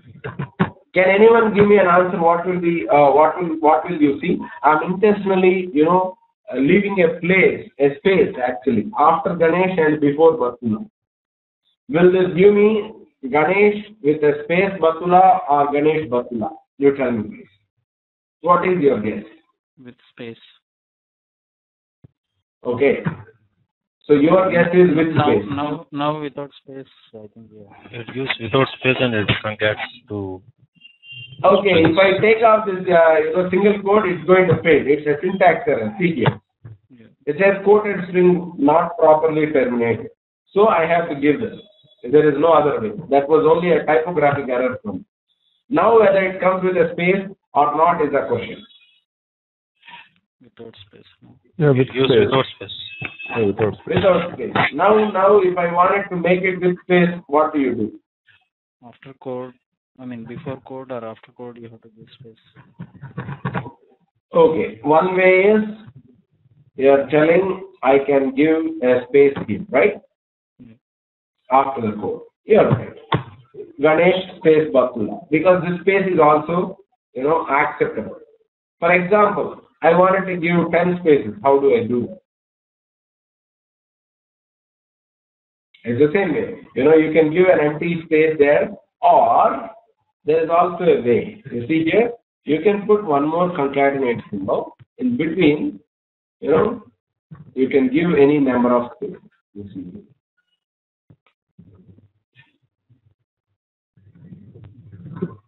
So now it can even print the same way. Ganesh Batula with 10 spaces. So that is a concatenate operator. How about LPAD and RPAD? What is an LPAD? It will pad in the left side the characters. Correct. So in order to give 10 spaces, this is not a right way. If at all we wanted to, press the enter key 10 times, we might always make a mistake. But the better way is to use some functions. So LPAD of, let me not do LPAD here. Instead, I will do it here. LPAD of Batula. I should tell it with what I have to LPAD. I'm saying spaces. You see here? And I will have to tell it how many of the spaces I have to give. LPAD of Batula followed by, what is it and how many of them. I think I am syntactically right, but let us test it. Invalid number. Okay. It should be the reverse of it, you know. So I have to give it as how many spaces I'll have to give and followed by the space. You see here. Now it is exact. Now it will not miss it because it added 10 spaces in between because you are asking it to do it the same way. Let us say I don't want spaces. I want something else, like put a tilde. You see here? So it gives Ganesh tilde Bakula. So don't worry about why did not it give 10. Internally it will give 10. It's just only printing like 3 of them. So it can add 10 spaces or you know whatever the characters you want. It can left pad it or right pad it. So those are the character functions. So the important thing here is the first set of functions will input as takes input as a character and returns the output also as a character. So can anyone guess what is soundX? SoundX of cat. It's very a fancy function. SoundX. It is like sounding like. Yeah, similar. Sounds like. So for example, how do we test that? Give me a test scenario. Select star from EMP where the ename sounds like Smithy. Select star from EMP where, tell me please. Ename sounds like. Ename sounds like. Smithy, SMITHY, within the quotes. SMITHY. It gives the name of Smith. Let us try it out. Invalid relational operator. Solve it. Okay, SOUND. Still, I think it's wrong. But let us try it. Invalid relational operator. So, when it is a function, you have to do it like this. You see here? SoundX of ename. Like Smith. No rows selected. It could be because of the uppercase and lowercase.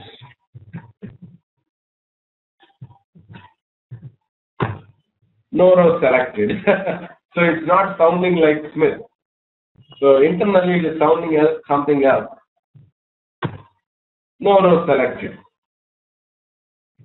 So that's fine. SoundX is actually to find out, you know, similar data. Let us see if there is some data in it or not.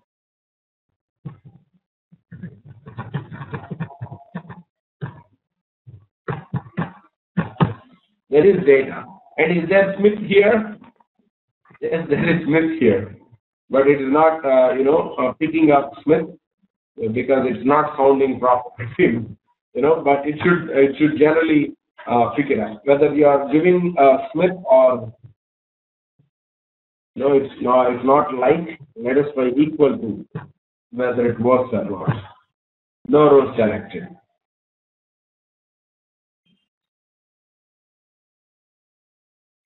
That's fine. But soundX is required.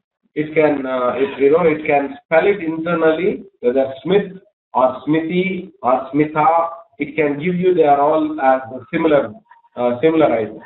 So we will test with one other. Let us try with Alan.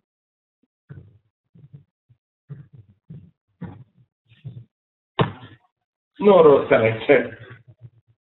So there should be the usage of it. Let's see what is the usage of it. SoundX of character. So what if I give in a different way?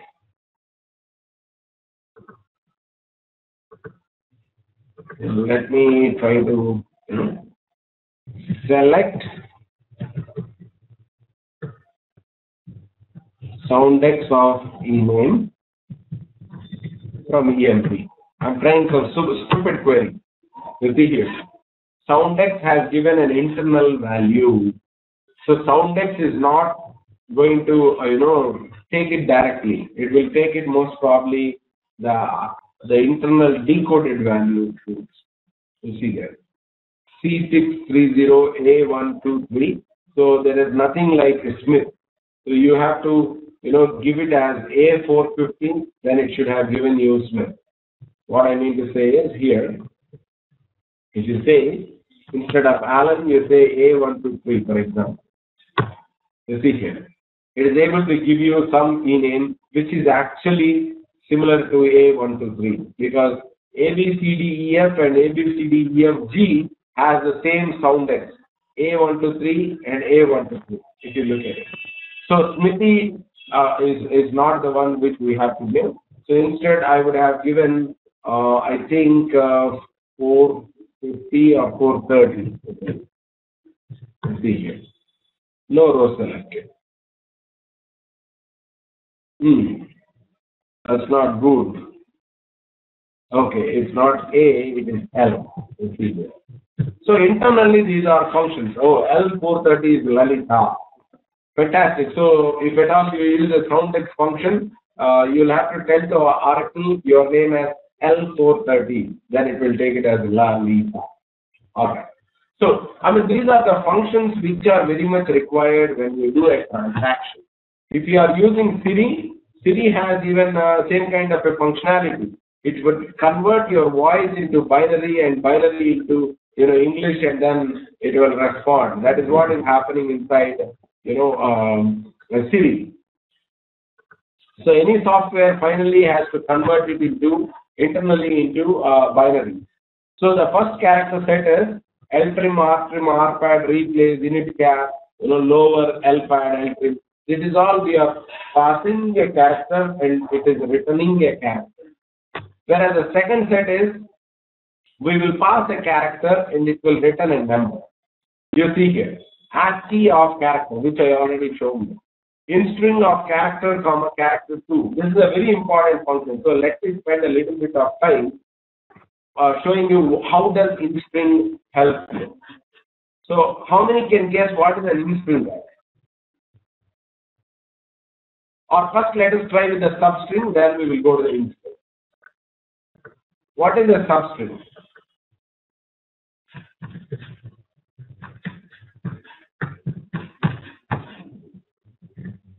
Select substring. Substring of, I'm giving all my keys, whatever I want, and I'm giving it as from here. You see now.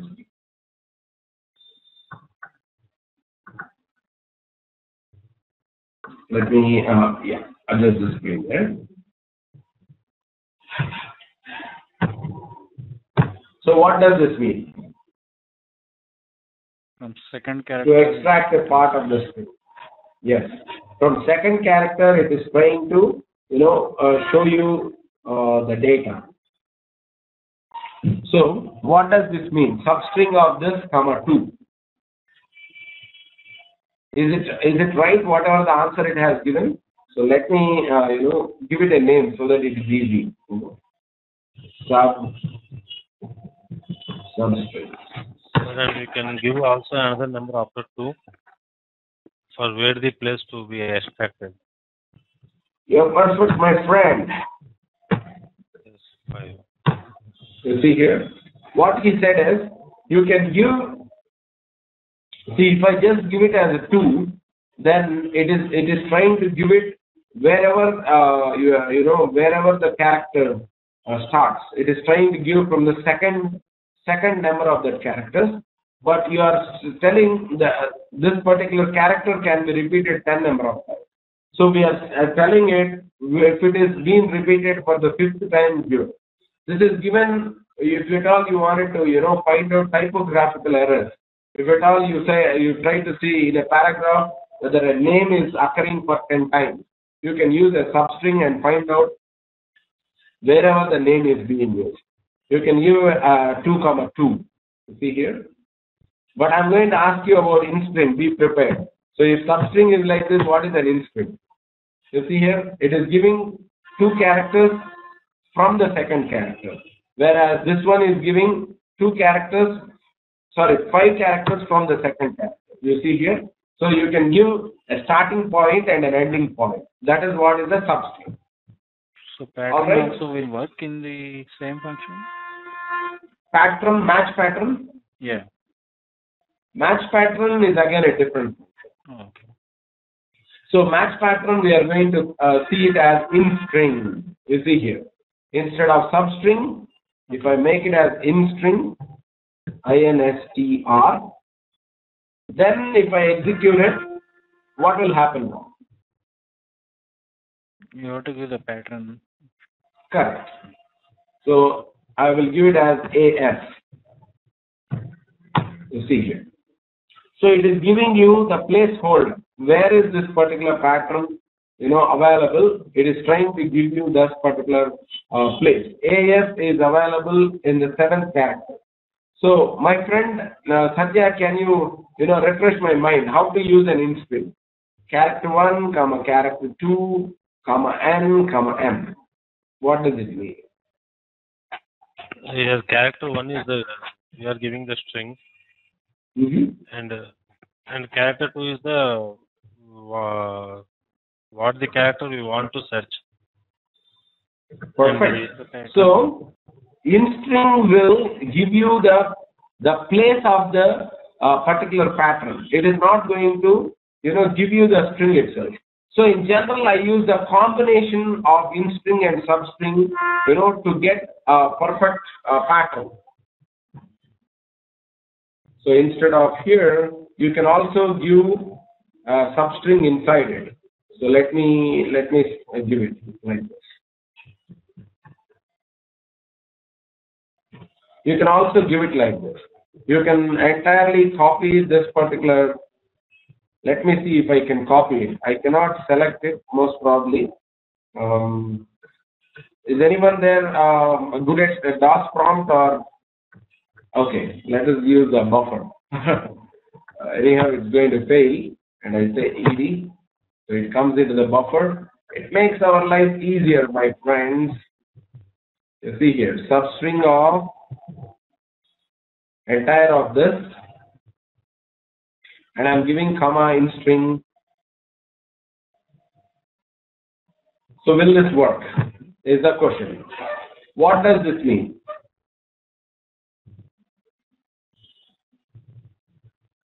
So I'm sorry, here it should not be AF, it should be, let us say, 2.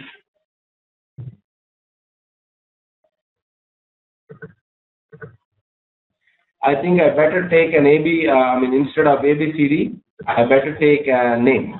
That makes your life easier too. I think it's just the parenthesis error.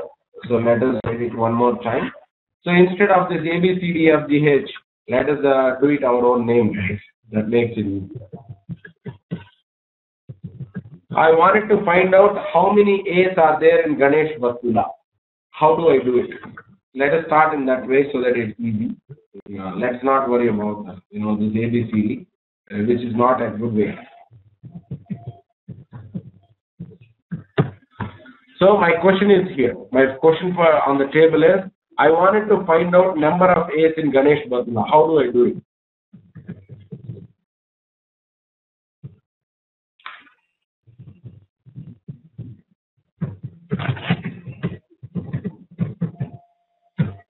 Any help?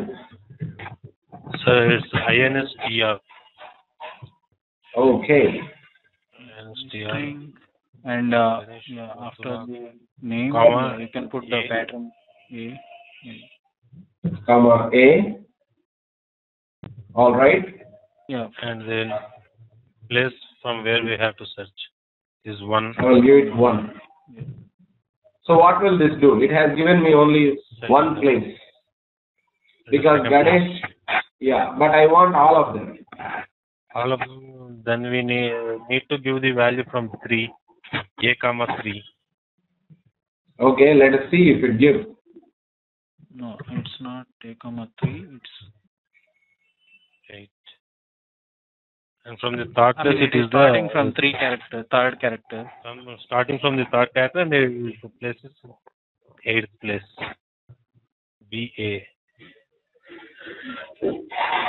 Yeah, but there is no direct way that you can always give it, get me all the, places where, the A in Ganesh Bhattulai. There is nothing like a direct function. You will have to use a match pattern, which is a little bit different, which is a, combination of substring and in-string. It can give a match pattern, but you can try that as a homework. If you want to try it, my question or my query for you is, how do I find all the how many number of A's in Ganesh Bhattula using a query is the question. If you get an answer 3, then you are right, but how to do it is the question. So you might use soundex, you might use in-string, substring, match pattern, or something else. It is up to you. Take it as a homework, please. Alrighty. So all I'm trying to show you is these are all the functions that are part of Oracle. There will be equivalent functions also in SQL Server. You can search on the internet. You get every equivalent: in-string B, length B, NLS sort. NLS sort is NLS. We will come to that, which is a native format, I think. So we will see what it is, NLS sort. We will come there. I will explain you a little bit on NLS. So then comes the date function. After the character functions, we have date function. Date function operates on a value of a date data type. All date functions return a value of date data type except the months between function, which returns a number. So first, in order to talk about date functions, first we need to know what are all the different formats of the date that is being accepted in Oracle. You see here, these are all the date formats that are being accepted in Oracle. Like for a month, you can write it as month or MON or MM or RM. For a week, you can write it as WI and IW. What does WI and IW mean? It's also an interview question. What does this WW stands for and IW stands for? Both are weak, but what is the difference? And then you do have, milliseconds. You can get seconds. You can get a single-digit week number or a double-digit week number. You can use an SYYY or YYYY, DDDD, DD or J. These are all different, formats that you can use in a date pattern. But what does it mean? What does he mean by rounding a date form? There is a function called round and truncate. It can be used for numbers. It can be used for date. It can be used also for you cannot use both the functions for characters. You can use it for numbers. You can use truncate or round for characters. Sorry, numbers and dates. Let us start using one of them. What does it mean by round? Any idea? What is it rounding to? It gives the round figure. Round figure. Okay, let us try it out. Select round off this day, or let us say current. So first let us try the simple one. Select round of 10.00004441. What does it round to? Round here. It's 10. Fantastic. Oh, you are absolutely right. So let us try, instead of 11111, let us try 9999. So what will it round to? You see here? It is rounding to the nearest digit.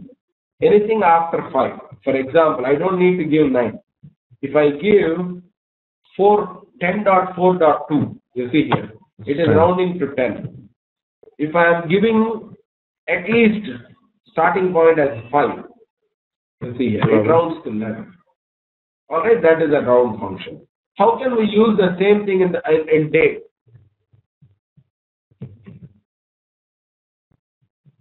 Any idea? How can you round a date?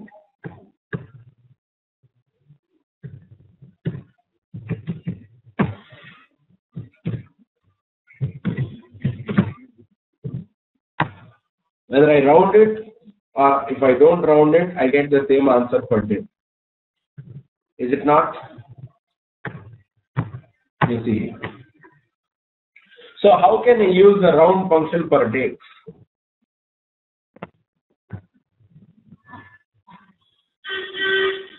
Okay, let me comment on that. So in here, if I say system date, instead I wanted to do system timestamp.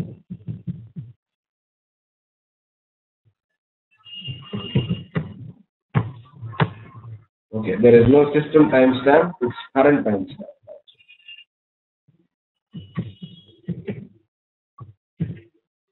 You see here. Oh, the current timestamp is rounding it to the date. But what does current timestamp mean? You remember earlier I tried to show it to you.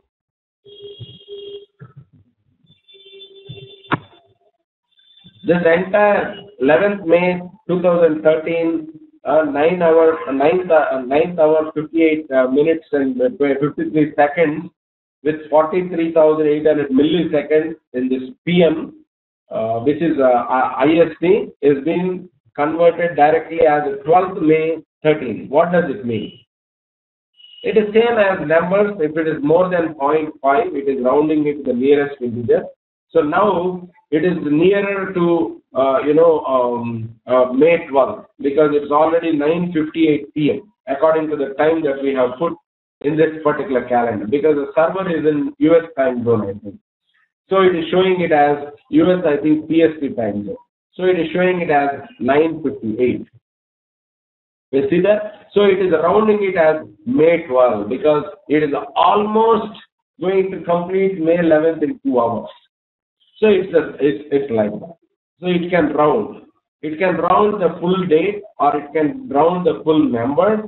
And you also can give, let us say I don't want it to round it on the full date, guys. Is there any other way that I can ask it to round only at the time? For example, it is giving as 9:58, 53 seconds and 43 milliseconds kind of thing. I wanted it to show as 10. Is there a way?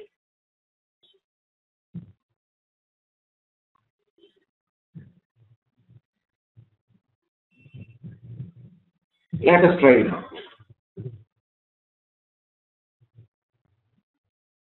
You see here whether it has thrown an error or given me an answer. So it is still rounding it to May 13th. So let us try it out rounding it as hours and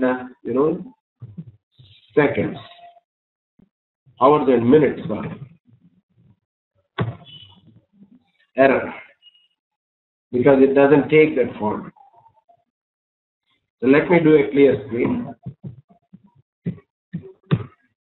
Wow. CLEARSCREE. Okay. So what I was trying to do is I can always specify where should it round it up to, whether it is hours or minutes or days or seconds. It can do that. It can do that. You see here, invalid character. What is invalid here? Okay, it has a clear screen there, and so it is invalid character. So let us try it out now. Too many questions specified. So you can specify only hours or days or minutes.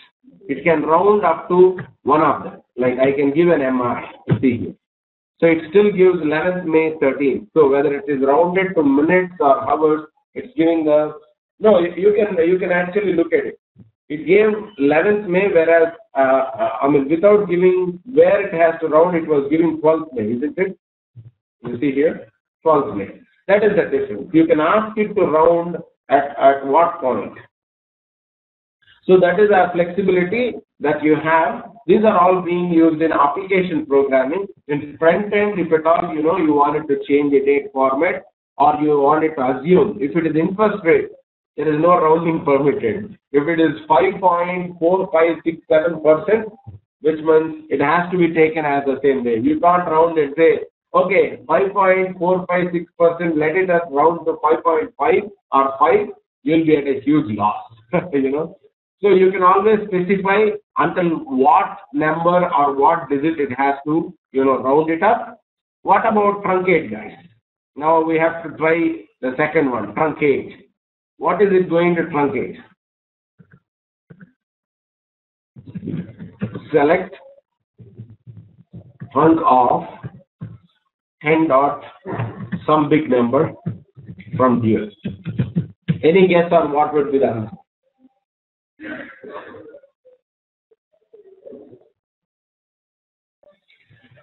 As simple as it will truncate all the decimals there. Whether you are giving it as, 9999 or whether you are giving it as 3456, it is going to round it to the lowest possible number. So, which means it is truncating. It is truncating the decimal. You can ask what to truncate even. You can specify what to truncate. If at all, you wanted to specify what to be truncated, you can always specify it. You can say truncate this number by 5 digits, let us say. It can truncate only the 5 digits that is at the end. And if you are truncating a time, let us say you wanted to truncate, current timestamp.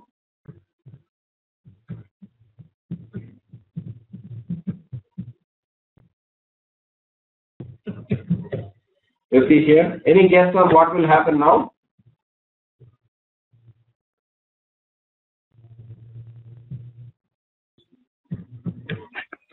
It will show the current date. Let us see. May. Okay. So it is anything you try to give, it will show the same thing. You see here. I can give a TD, and it is truncating and giving you the current date because it doesn't care about the time itself. It will truncate the entire thing. So you can always specify, date or month or time. It will consider it actually. But, you'll have to see what is the current time and explore all the options. I'm just, giving you some of them. You can explore all these options. The important point is you are trying to learn all these functions at a time. So you have to go and try it out each of them on how it works. So how do I find out which week currently we are in? If at all you ask me how, currently saying this is May 11th today. How many of you know which week we are? Sometimes there could be 4 weeks, sometimes there could be 5 weeks in a month. That is always a possibility. So how do you get to know what is the current week? Any guess?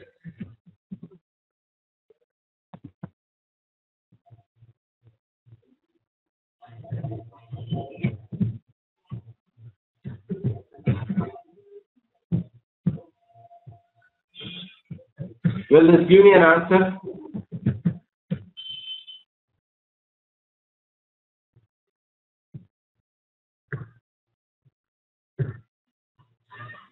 It did not give. Why did not? I made a mistake. So I made a mistake. Hold on.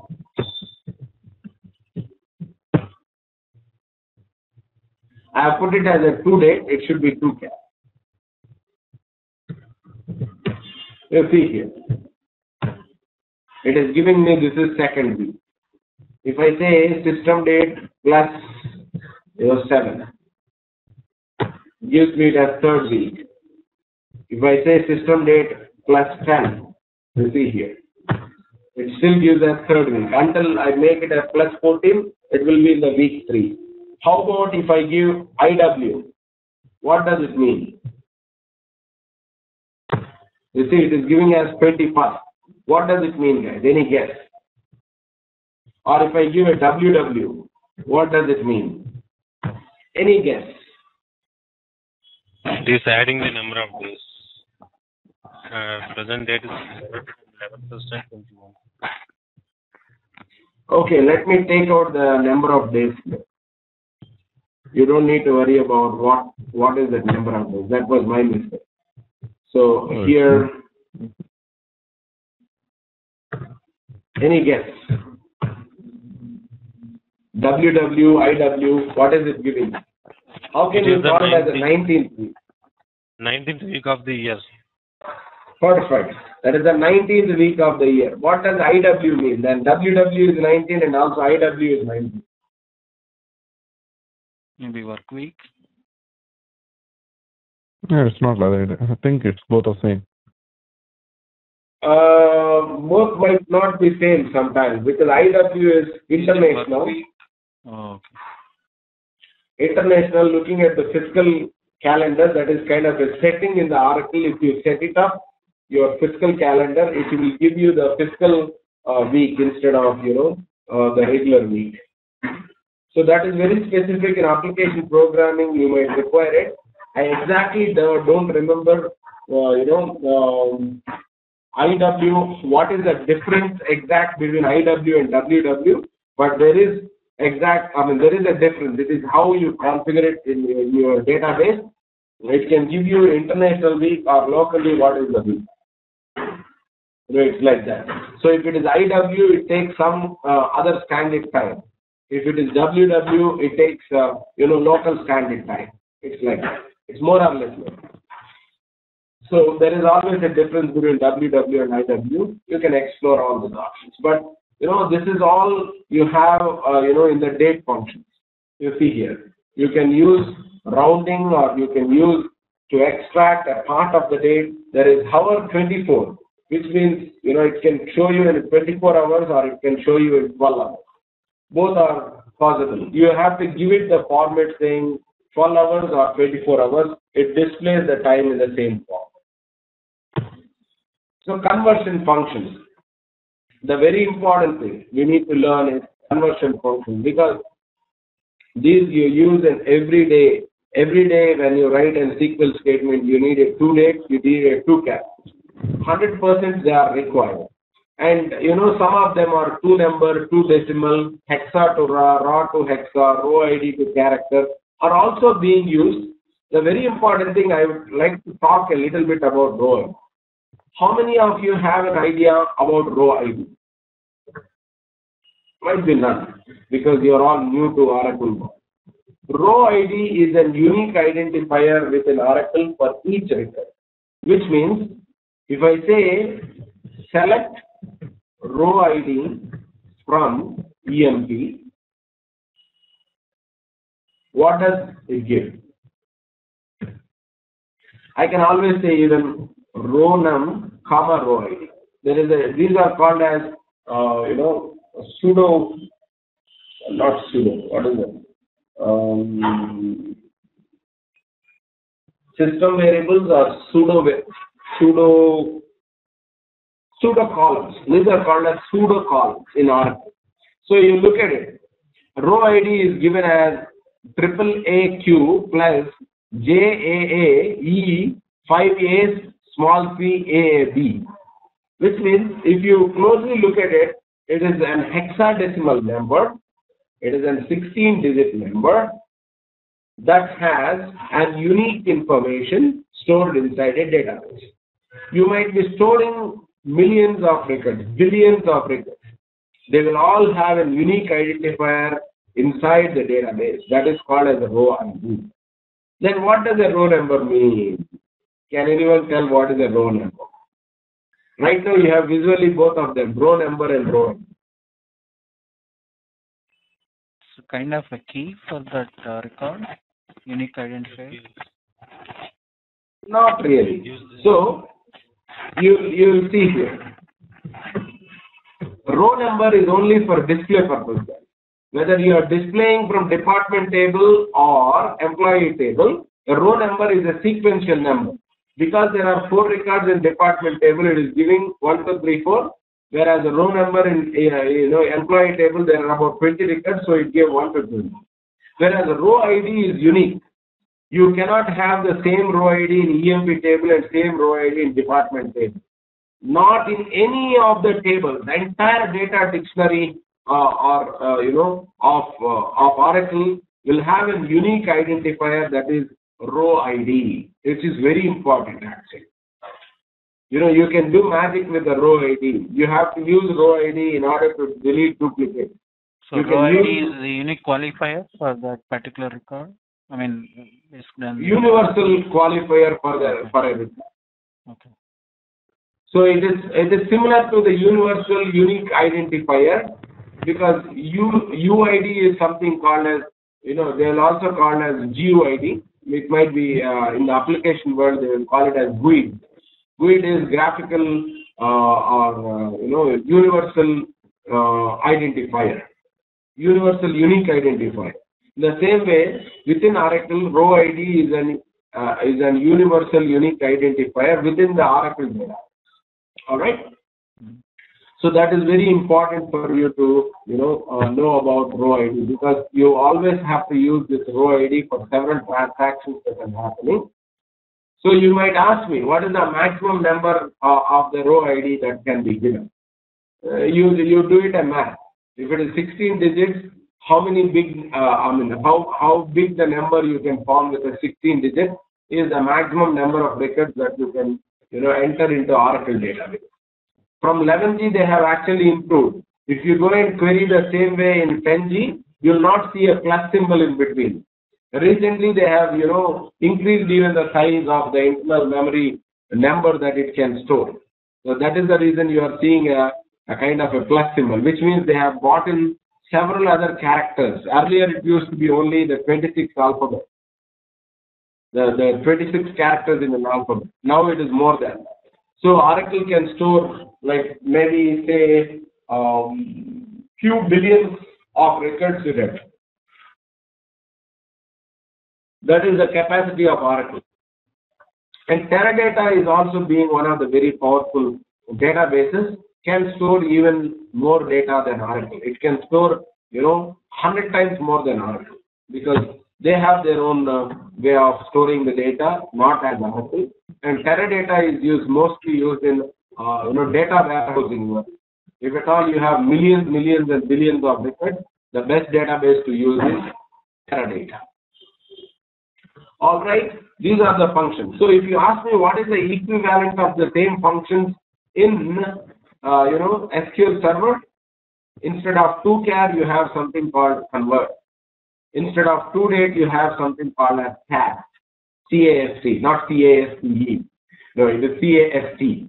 So cast function or convert function can be used in order to transform date to number, date to character, or character to date. So those are the two functions that can be used there. So in the similar way, if you see here date format prefixes and suffixes, there is something like AM, PM, we all see it, IST, PST. Can anyone take it as a challenge and let me know how do I display IST in the time I am looking at there? So earlier when I wanted to pull out the time, you see here I was using current timestamp. Current timestamp will give me -7, which I am not aware of what is this -7. For example, here select current underscore timestamp from dual. You see here. So it is giving as 10:16 p.m. -7. -7 hours. What does this -7 signify? And how can I make it look as IST, PST, EST kind of thing? Any way that I can do it? Yes, there is a possibility. You can always use some conversions on top of it. You can say toChar of current timestamp and specify it as a particular format. You see here. If I am not wrong, let me try. I have to refresh my mind. I don't 100% remember, but let me try now. I want this particular thing to be displayed as DD-month followed by a day, year, and I want 24-hour format. Instead of 10:16 p.m., I'm giving it as 24HH. And I want it to be rounded only to minutes. I don't want the seconds. followed by, I want it the IST. Let me see if it works. I'm not sure, but let me see. Date format is not recognized. All I need to take out is IST and the rest should work. Oh, date format is not recognized. Yeah. Why? DDMON is correct. Okay, I will take your advice. Let me see. So you're telling it is DDMON, right? Yeah, MON or MM. So let us see if it works. It's not working yet. You know, how does the toChar function work? That is what is very important. So it will take the current timestamp that is being displayed here and it will convert into whatever the format you want. So I think if I am not wrong, I am doing a mistake here. Let us see. Oh, it worked. Fantastic. So why not I give IST here? If I give IST, how about PST again? You know, so it is not IST. It has to be something else. What is that something else? Maybe time zone related. Yeah, for time zone there should be something, I don't remember, but let me try. FM, PM, AM.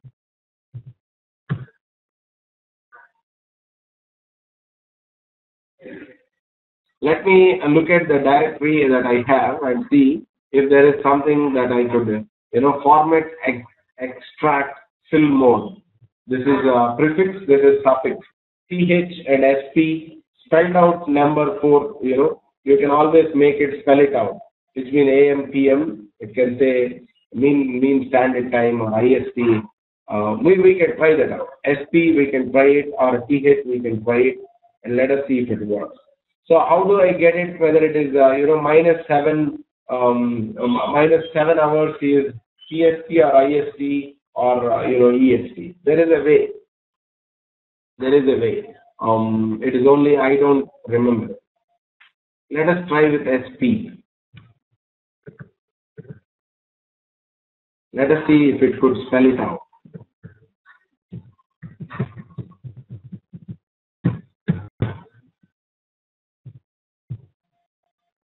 Instead of FM, I'm giving it as SP. Format not recognized. Is it SP or something else? Yeah, it is SP. But still, it could not recognize SP. Let us say TH. Yeah, it's not recognizing it, but that's fine. There is a way. All we need to do is research, and you should be able to get it. It can give you the time zone for sure. Currently, I don't remember it, so it is not able to give it to me, whether it is IST or EST or PST. But if I Google it, I should be able to give you an answer in like just a minute. But you better research. How I learned a lot of these functions or a lot of my career requirements in ETL or BI. When I have a problem, I don't try to find out the solution directly. I will go and look at the help. In help, you have, not only, you'll go into the help, you'll not come out just by learning what you want. You'll learn everything. You'll learn excess. That is how you build your knowledge. So always, try to, browse through or go into the Oracle manual and see it. Instead of, learning 1 point, you'll learn 10 points. So obviously there is a way that you can get it, but because I don't remember it, I'm not able to, demonstrate how I can print it as IST or EST, but surely there is a way. So I take it as a challenge and, find it out how you can get it. I don't remember what I should give for it, but I have to give something like this in order to, get even microseconds, milliseconds, everything is possible. But let us, not spend too much of time there. Let us see if I have it in my PowerPoint. Somewhere I should have it. Oh, you see here, toChar, L, C, V, triple E, RN or RN, These are all the number formats, that you can use with a 2-char. So if I might use RN or triple E or V, I might even, get it. But I'm not sure if I will get it or not. So I'm not going to, spend time, researching it. You can try with all these characters, and one of them should work. You can try B or PR or, L, C. One of them should work. Let me try BBB. Oh, it says not recognized. But, why it could not recognize it, that might be not part of the date function that we have given. So, almost like, what should I give? I don't remember. So there is a way. There is a way that you can get even ISP, PSP, and ESP. Right now. So let me run through because we are, we're running over the time. So system date function select sysdate from dual. We have been doing this several times, and in DB2 it is select current date from sys IBM dot sys dummy 1. That is kind of a similar table as dual. If at all someone is using DB2, the basics of it is you can always extract the same information from any database. You'll have to know the proper function.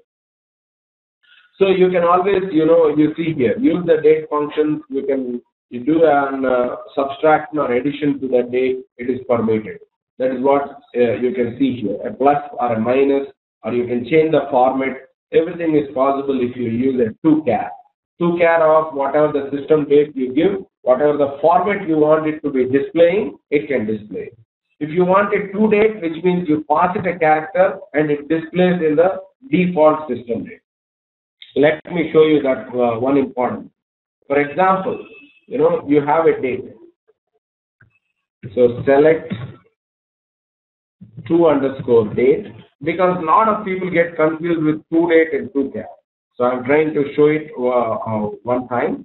So I will say 2-date of 11th May 2013. I have to give it in single quotes because this is a character, date and character data type has to be given in single quotes. Followed by, I'm asking it the format. I'm specifying the format that I am inputting in, which is DD MON YYYY. Can anyone guess what would be the answer? Will be same. It might not be the same because this is not the default format. The default format of Oracle could be different. So I was seeing it is not displaying all the 4 Ys. Instead, it was displaying only YY.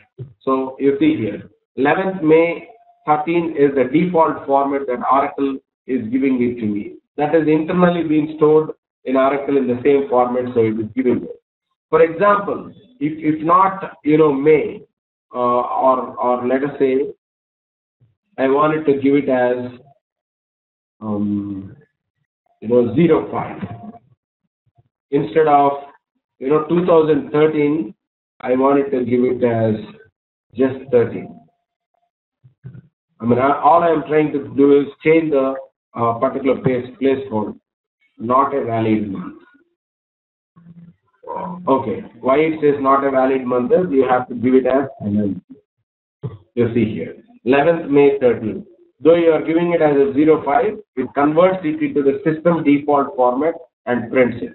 You can also try with any timestamp. You can give it as HH MM SI. But you also have to give the input in the same way. You can specify here with space. You can specify 10, 19, 23 minutes, for example, or 23 seconds. It can always, format code appears twice. Why does it say that? Because MM is for month. Correct, you are right, my friend. So here I have used MM, but it is MI, but seconds it is SS, not SI. So that is what, it can recognize, and it can give you that particular format of the system. So if you're using TrueDate, it is by default given. So today, I'm sorry, I might take a little more time. I mean, just like next 10 minutes to show you how you can make use of the SQL Developer for your future. SQL Developer is a very powerful tool, but let me just cover this couple of more slides that I have really quick, and then I will go to SQL Developer, or I will give you the document how to install SQL Developer and how to use it. So let me, group wise and all, I already spoke to you about it in previous classes. So this is all been covered. So don't worry, I'm not skipping anything. You see here, group functions. These are all group functions which you are already aware of it because we were using all these group functions so far, right? So this is a number format for toChar and system date functions and date functions. You see here, other single row functions. You do have something called as dump, empty. Oh, I forget to show the update. That is a very important thing. So these functions you can learn anytime. The one last thing which I forget to show you is the update. And there is also a question from my friend, how to update, a table using the other table. If I'm not wrong, that was the question. So let me show you. That is very important because I haven't run any update statement so far. So guys in the East Coast, please pardon me. I will take next 10-15 minutes. I will not show the SQL Developer. Instead, I will give you the document. It is very simple to install SQL Developer. It's a free tool. I will show you where you can, download it and you can use it. So let us see what is in this particular table. Select star from EMP.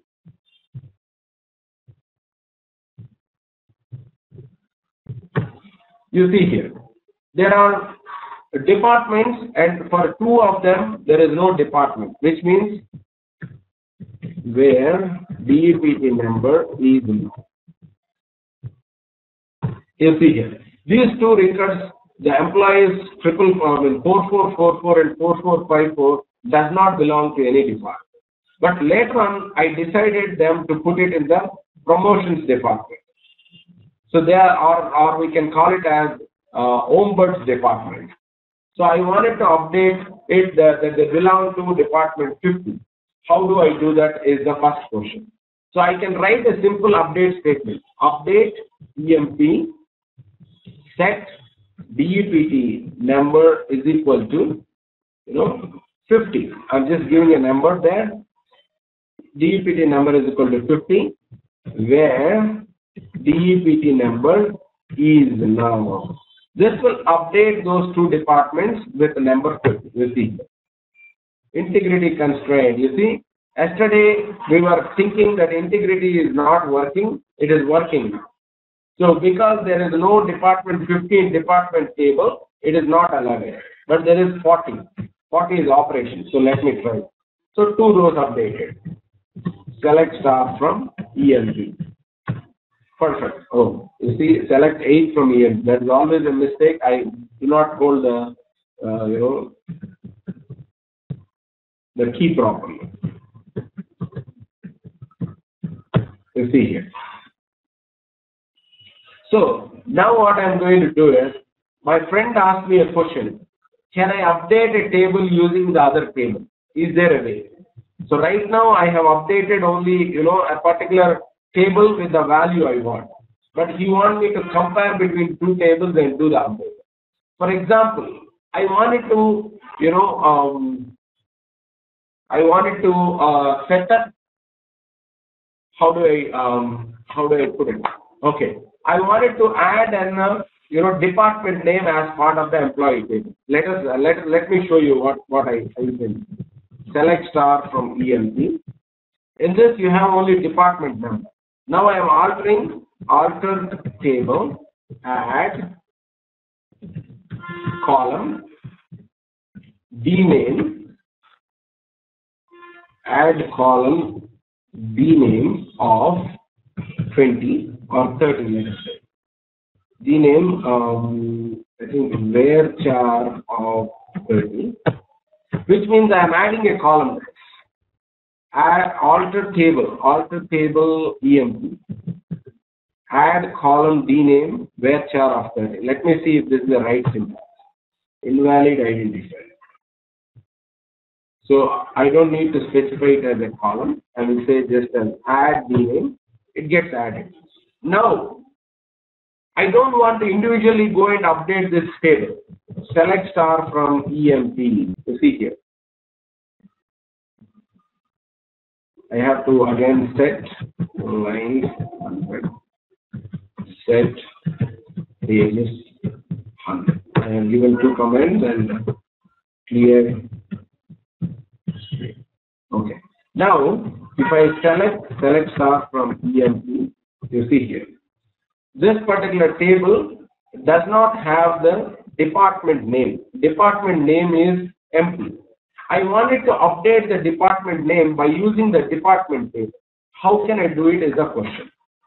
So you write an update statement. Update EMP set dname is equal to, you see here, is equal to, I will call it as b.dname, which means I'm going to select it from a different table. b.dname, where, here is the trick I have to play, where dname is null. So how come I get the dname from, other table is the question mark. Update EMP,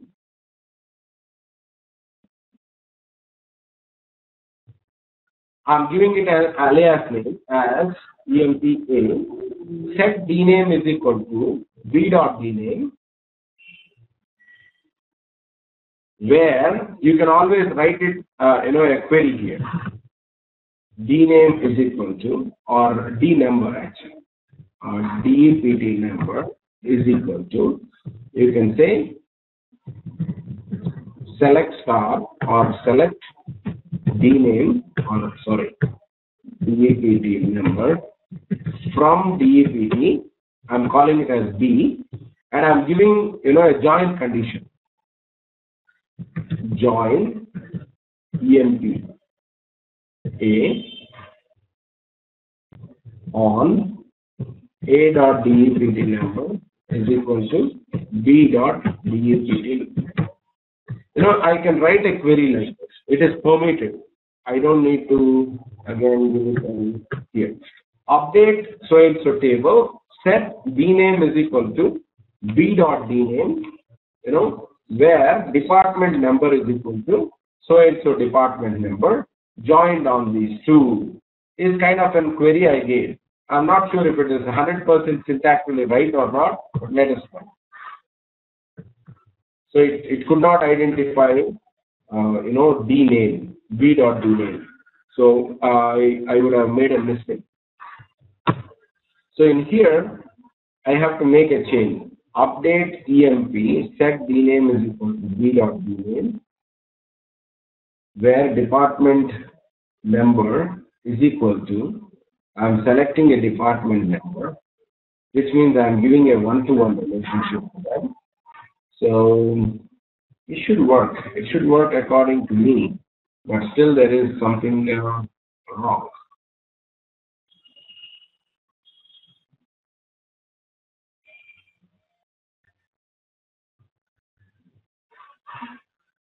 Because I have set up the dname column, but it is not identifying the b.dname column. Let me try one more. It should be the similar query. So the moment I start using tools like ETL tools, this is very easy in an ETL tool. But I forget the basic how I used to do without an ETL tool. That's where is the trick. Column ambiguously defined. So now it seems to be a bit working. So let me see. So b.department number. Single row subquery returns more than one value. Obviously, it will return more than one value. Oh, now I get it. So all I have to do is I have to make it look to single value, which means the department number. Right now it is retrieving. Let me run it as the subquery itself.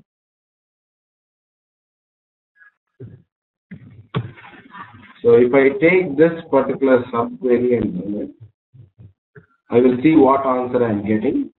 Based on that, I can always input it. I'm running out of the time, and so I'm trying to crawl, but still I could not do it properly.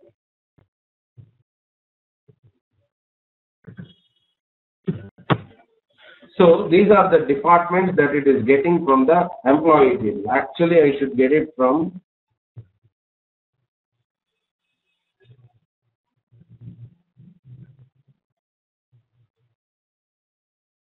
whether I get it from this table or that table, it's one and the same.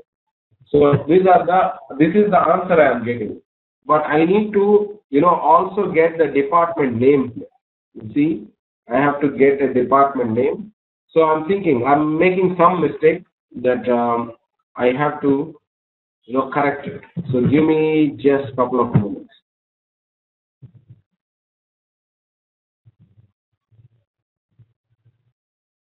I should write it in the update statement, or I forgot it.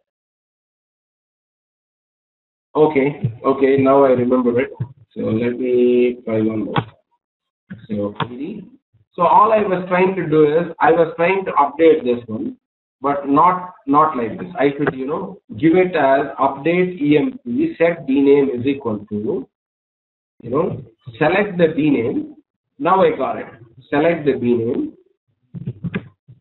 from DEPT, join EMPA on this, and I should be in good shape. Now I should be in good shape, and I can always say where dname, where a dot, I think it is a dot, yes, dname is null. Anyhow, it is null for every of them, but still, this should be the query. If I am not wrong, this is how I do it.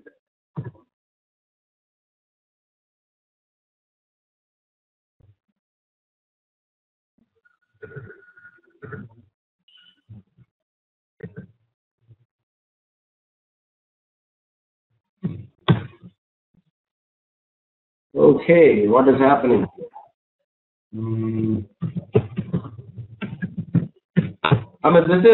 I'm making use of a join query, and still I'm trying to modify.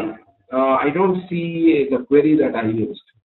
Okay, I used the ed and I also saved it, but still it is showing me the old query. Let me correct the query just now. It should not take much time.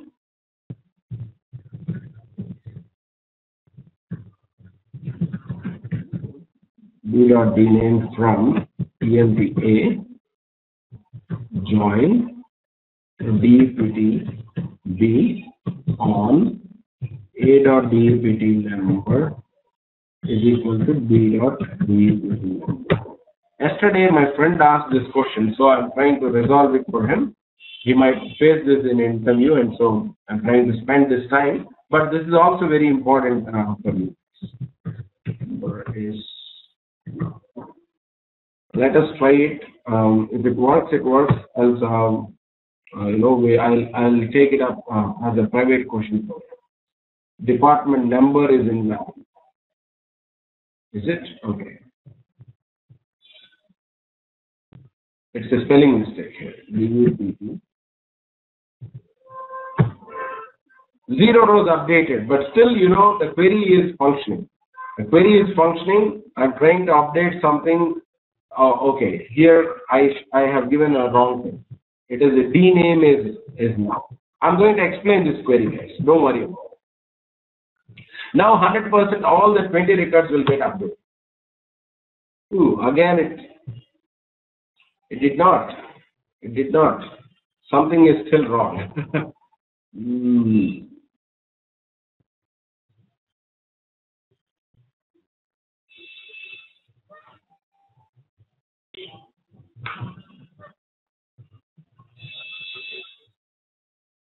Dname is select. So dname is equal to this particular dname. I'm giving it proper, but maybe there are some duplicates No, there is no chance of duplicates because we have the primary. So yeah, this should be a perfect query. Okay, my friend Satya is giving me an answer for the question itself. So he's saying simply use my query and you should be done with your work. Okay, my friend, I will do that. So he's saying select d.dname from department, which you can select it, and externally you are joining it. Okay, you might be right or you might be wrong. Let us see. So all we need to do is, let me copy my friend's query. Let us see if it works directly. But I doubt there is a problem with the query.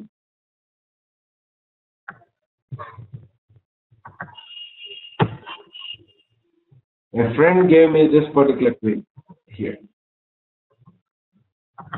Oh, it's not copying.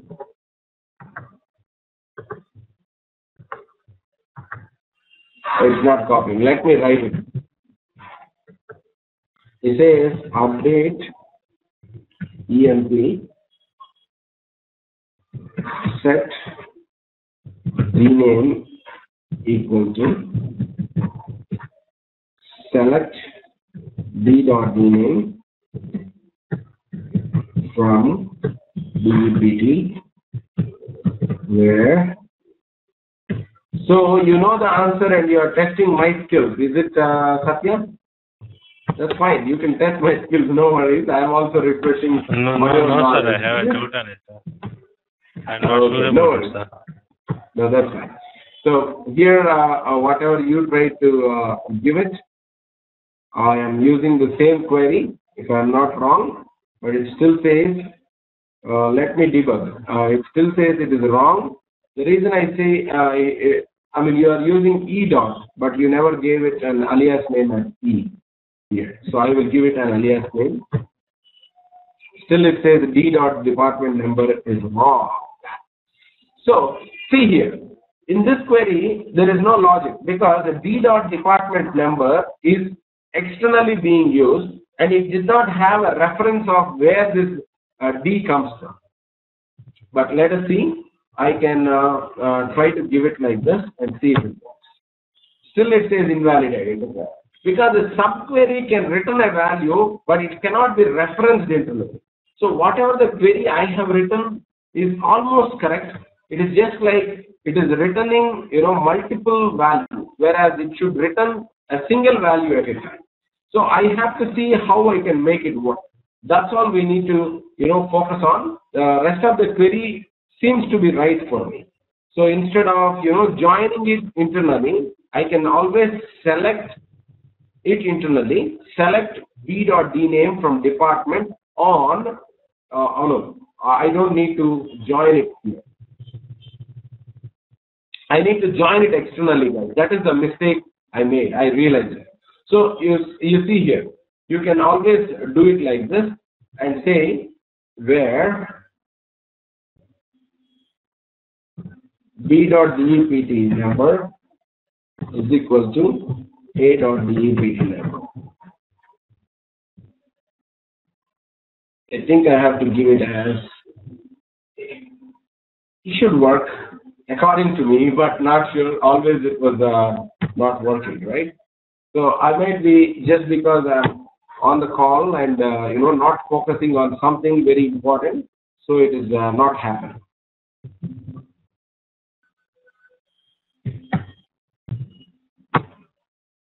Invalid identifier b.department.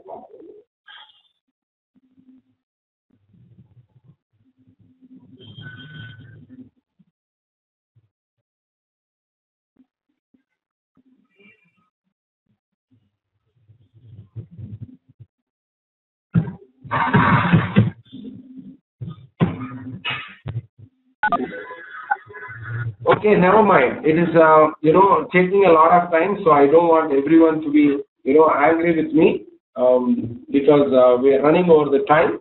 So it's already 10 or 15 minutes past the scheduled time. So, Satya, I will sit with you and resolve your query. This is definitely, I have written these queries 100 number of times. It is just because for the past 7-8 years I never used the query. I could not get it. I'm sorry about that.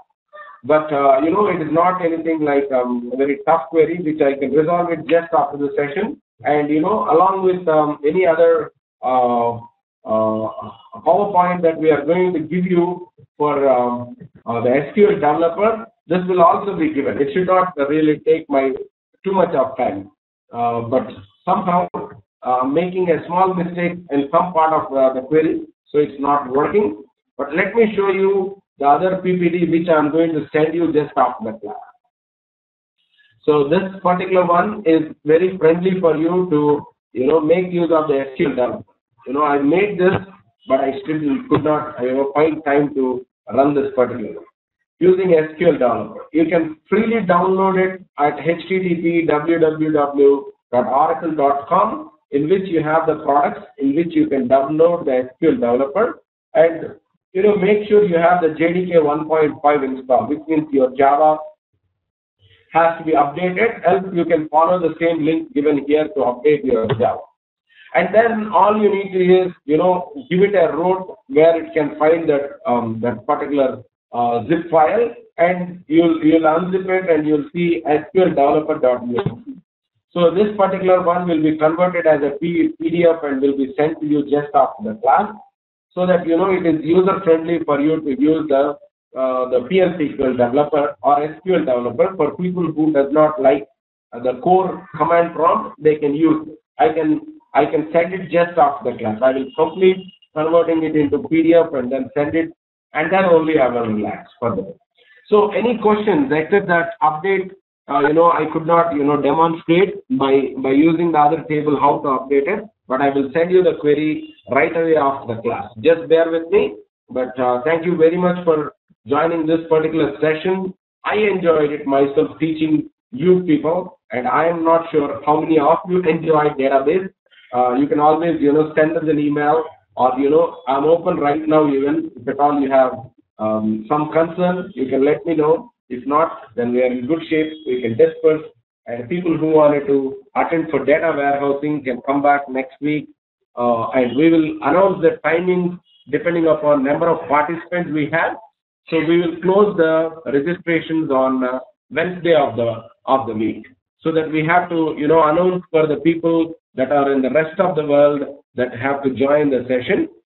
So please make sure you complete your enrollment before Wednesday, if at all you wanted to participate in data warehousing class. If not, that is fine. So I will adjust according to US timings, because there are about 7 to 8 people that enrolled in the class, and they are waiting for the past 15 days for me to complete the data warehouse session and kick off the data warehousing, followed by the data services session. So I'm sorry if at all I could not demonstrate a particular part of SQL, but I think I have given you good enough foundation for you to progress further. We also have an SQL Server DBA classes that are starting next week. There is a demonstration on Monday 9 a.m. is an experienced trainer, 12 years of experience in SQL Server DBA. So if at all you are interested, please let us know. We do offer SAP FICO, SAP ABAP, SAP AAOs. We also offer Salesforce.com. We do offer several other trainings, but not everything by me, guys. I do only a data layer of it. So I'm very much interested in doing data services, which will start next week. So if at all you wanted to contact me, my number is 9908861664. You do have in my PowerPoint presentation here I displayed one more time. So these are the numbers that you can reach, and you can register, you can email, and let me know if you have any concerns right now. So let me do a roll call last 2 minutes, and then we will. Lalita, do you have any questions at this point? No, Ganesh, I'm good. How about you, Nanda Prasad? I'm good, Ganesh. Yeah. Naresh? I'm fine, and I have one question regarding this ABAP programming, So for SAP BODS, do we need to learn ABAP programming or no? Not required. It will always complement. Okay. That's all. So BODS will also generate the ABAP program, But if you want it to be, do a lot of customization using ABAP program, and you want to stay in the SAP world, that skill will be always an add-on. So, but it is not required. ABAP is nowhere connected to BODS. BODS is independent by itself. It can generate ABAP program automatically. Okay. Thank you. All right. Any questions for you, Prabhakar? Satya, my friend, you are logged in as Shiva Reddy, but if you have any questions, go for it. No, sir. Nothing at all. Prabhakar, how about you? Okay, silence is always taken as a positive answer, that he has no questions. So please, we do have our Facebook account. You can, drop in a concern or a query or a complaint against me. Send it to myself. If you, the best thing you can do for us is referrals. If at all you have any friends who are looking for training, please do refer to us. We will, we will make it the best possible way to demonstrate everything and make use of it as part of your career. So that is a promise from us. We always do quality training. And Lalita, because you had some issue in connecting to Oracle, just stay on the session. Just after we close the remaining session for remaining people, I will right away troubleshoot the issue that you are facing. Rest of the people, yes, if you don't have any more things to question me or concerns to express, you're most welcome to leave the session, and I will try to fix those Oracle issues that are faced by Lalita using the same session. Thank you very much for joining, guys.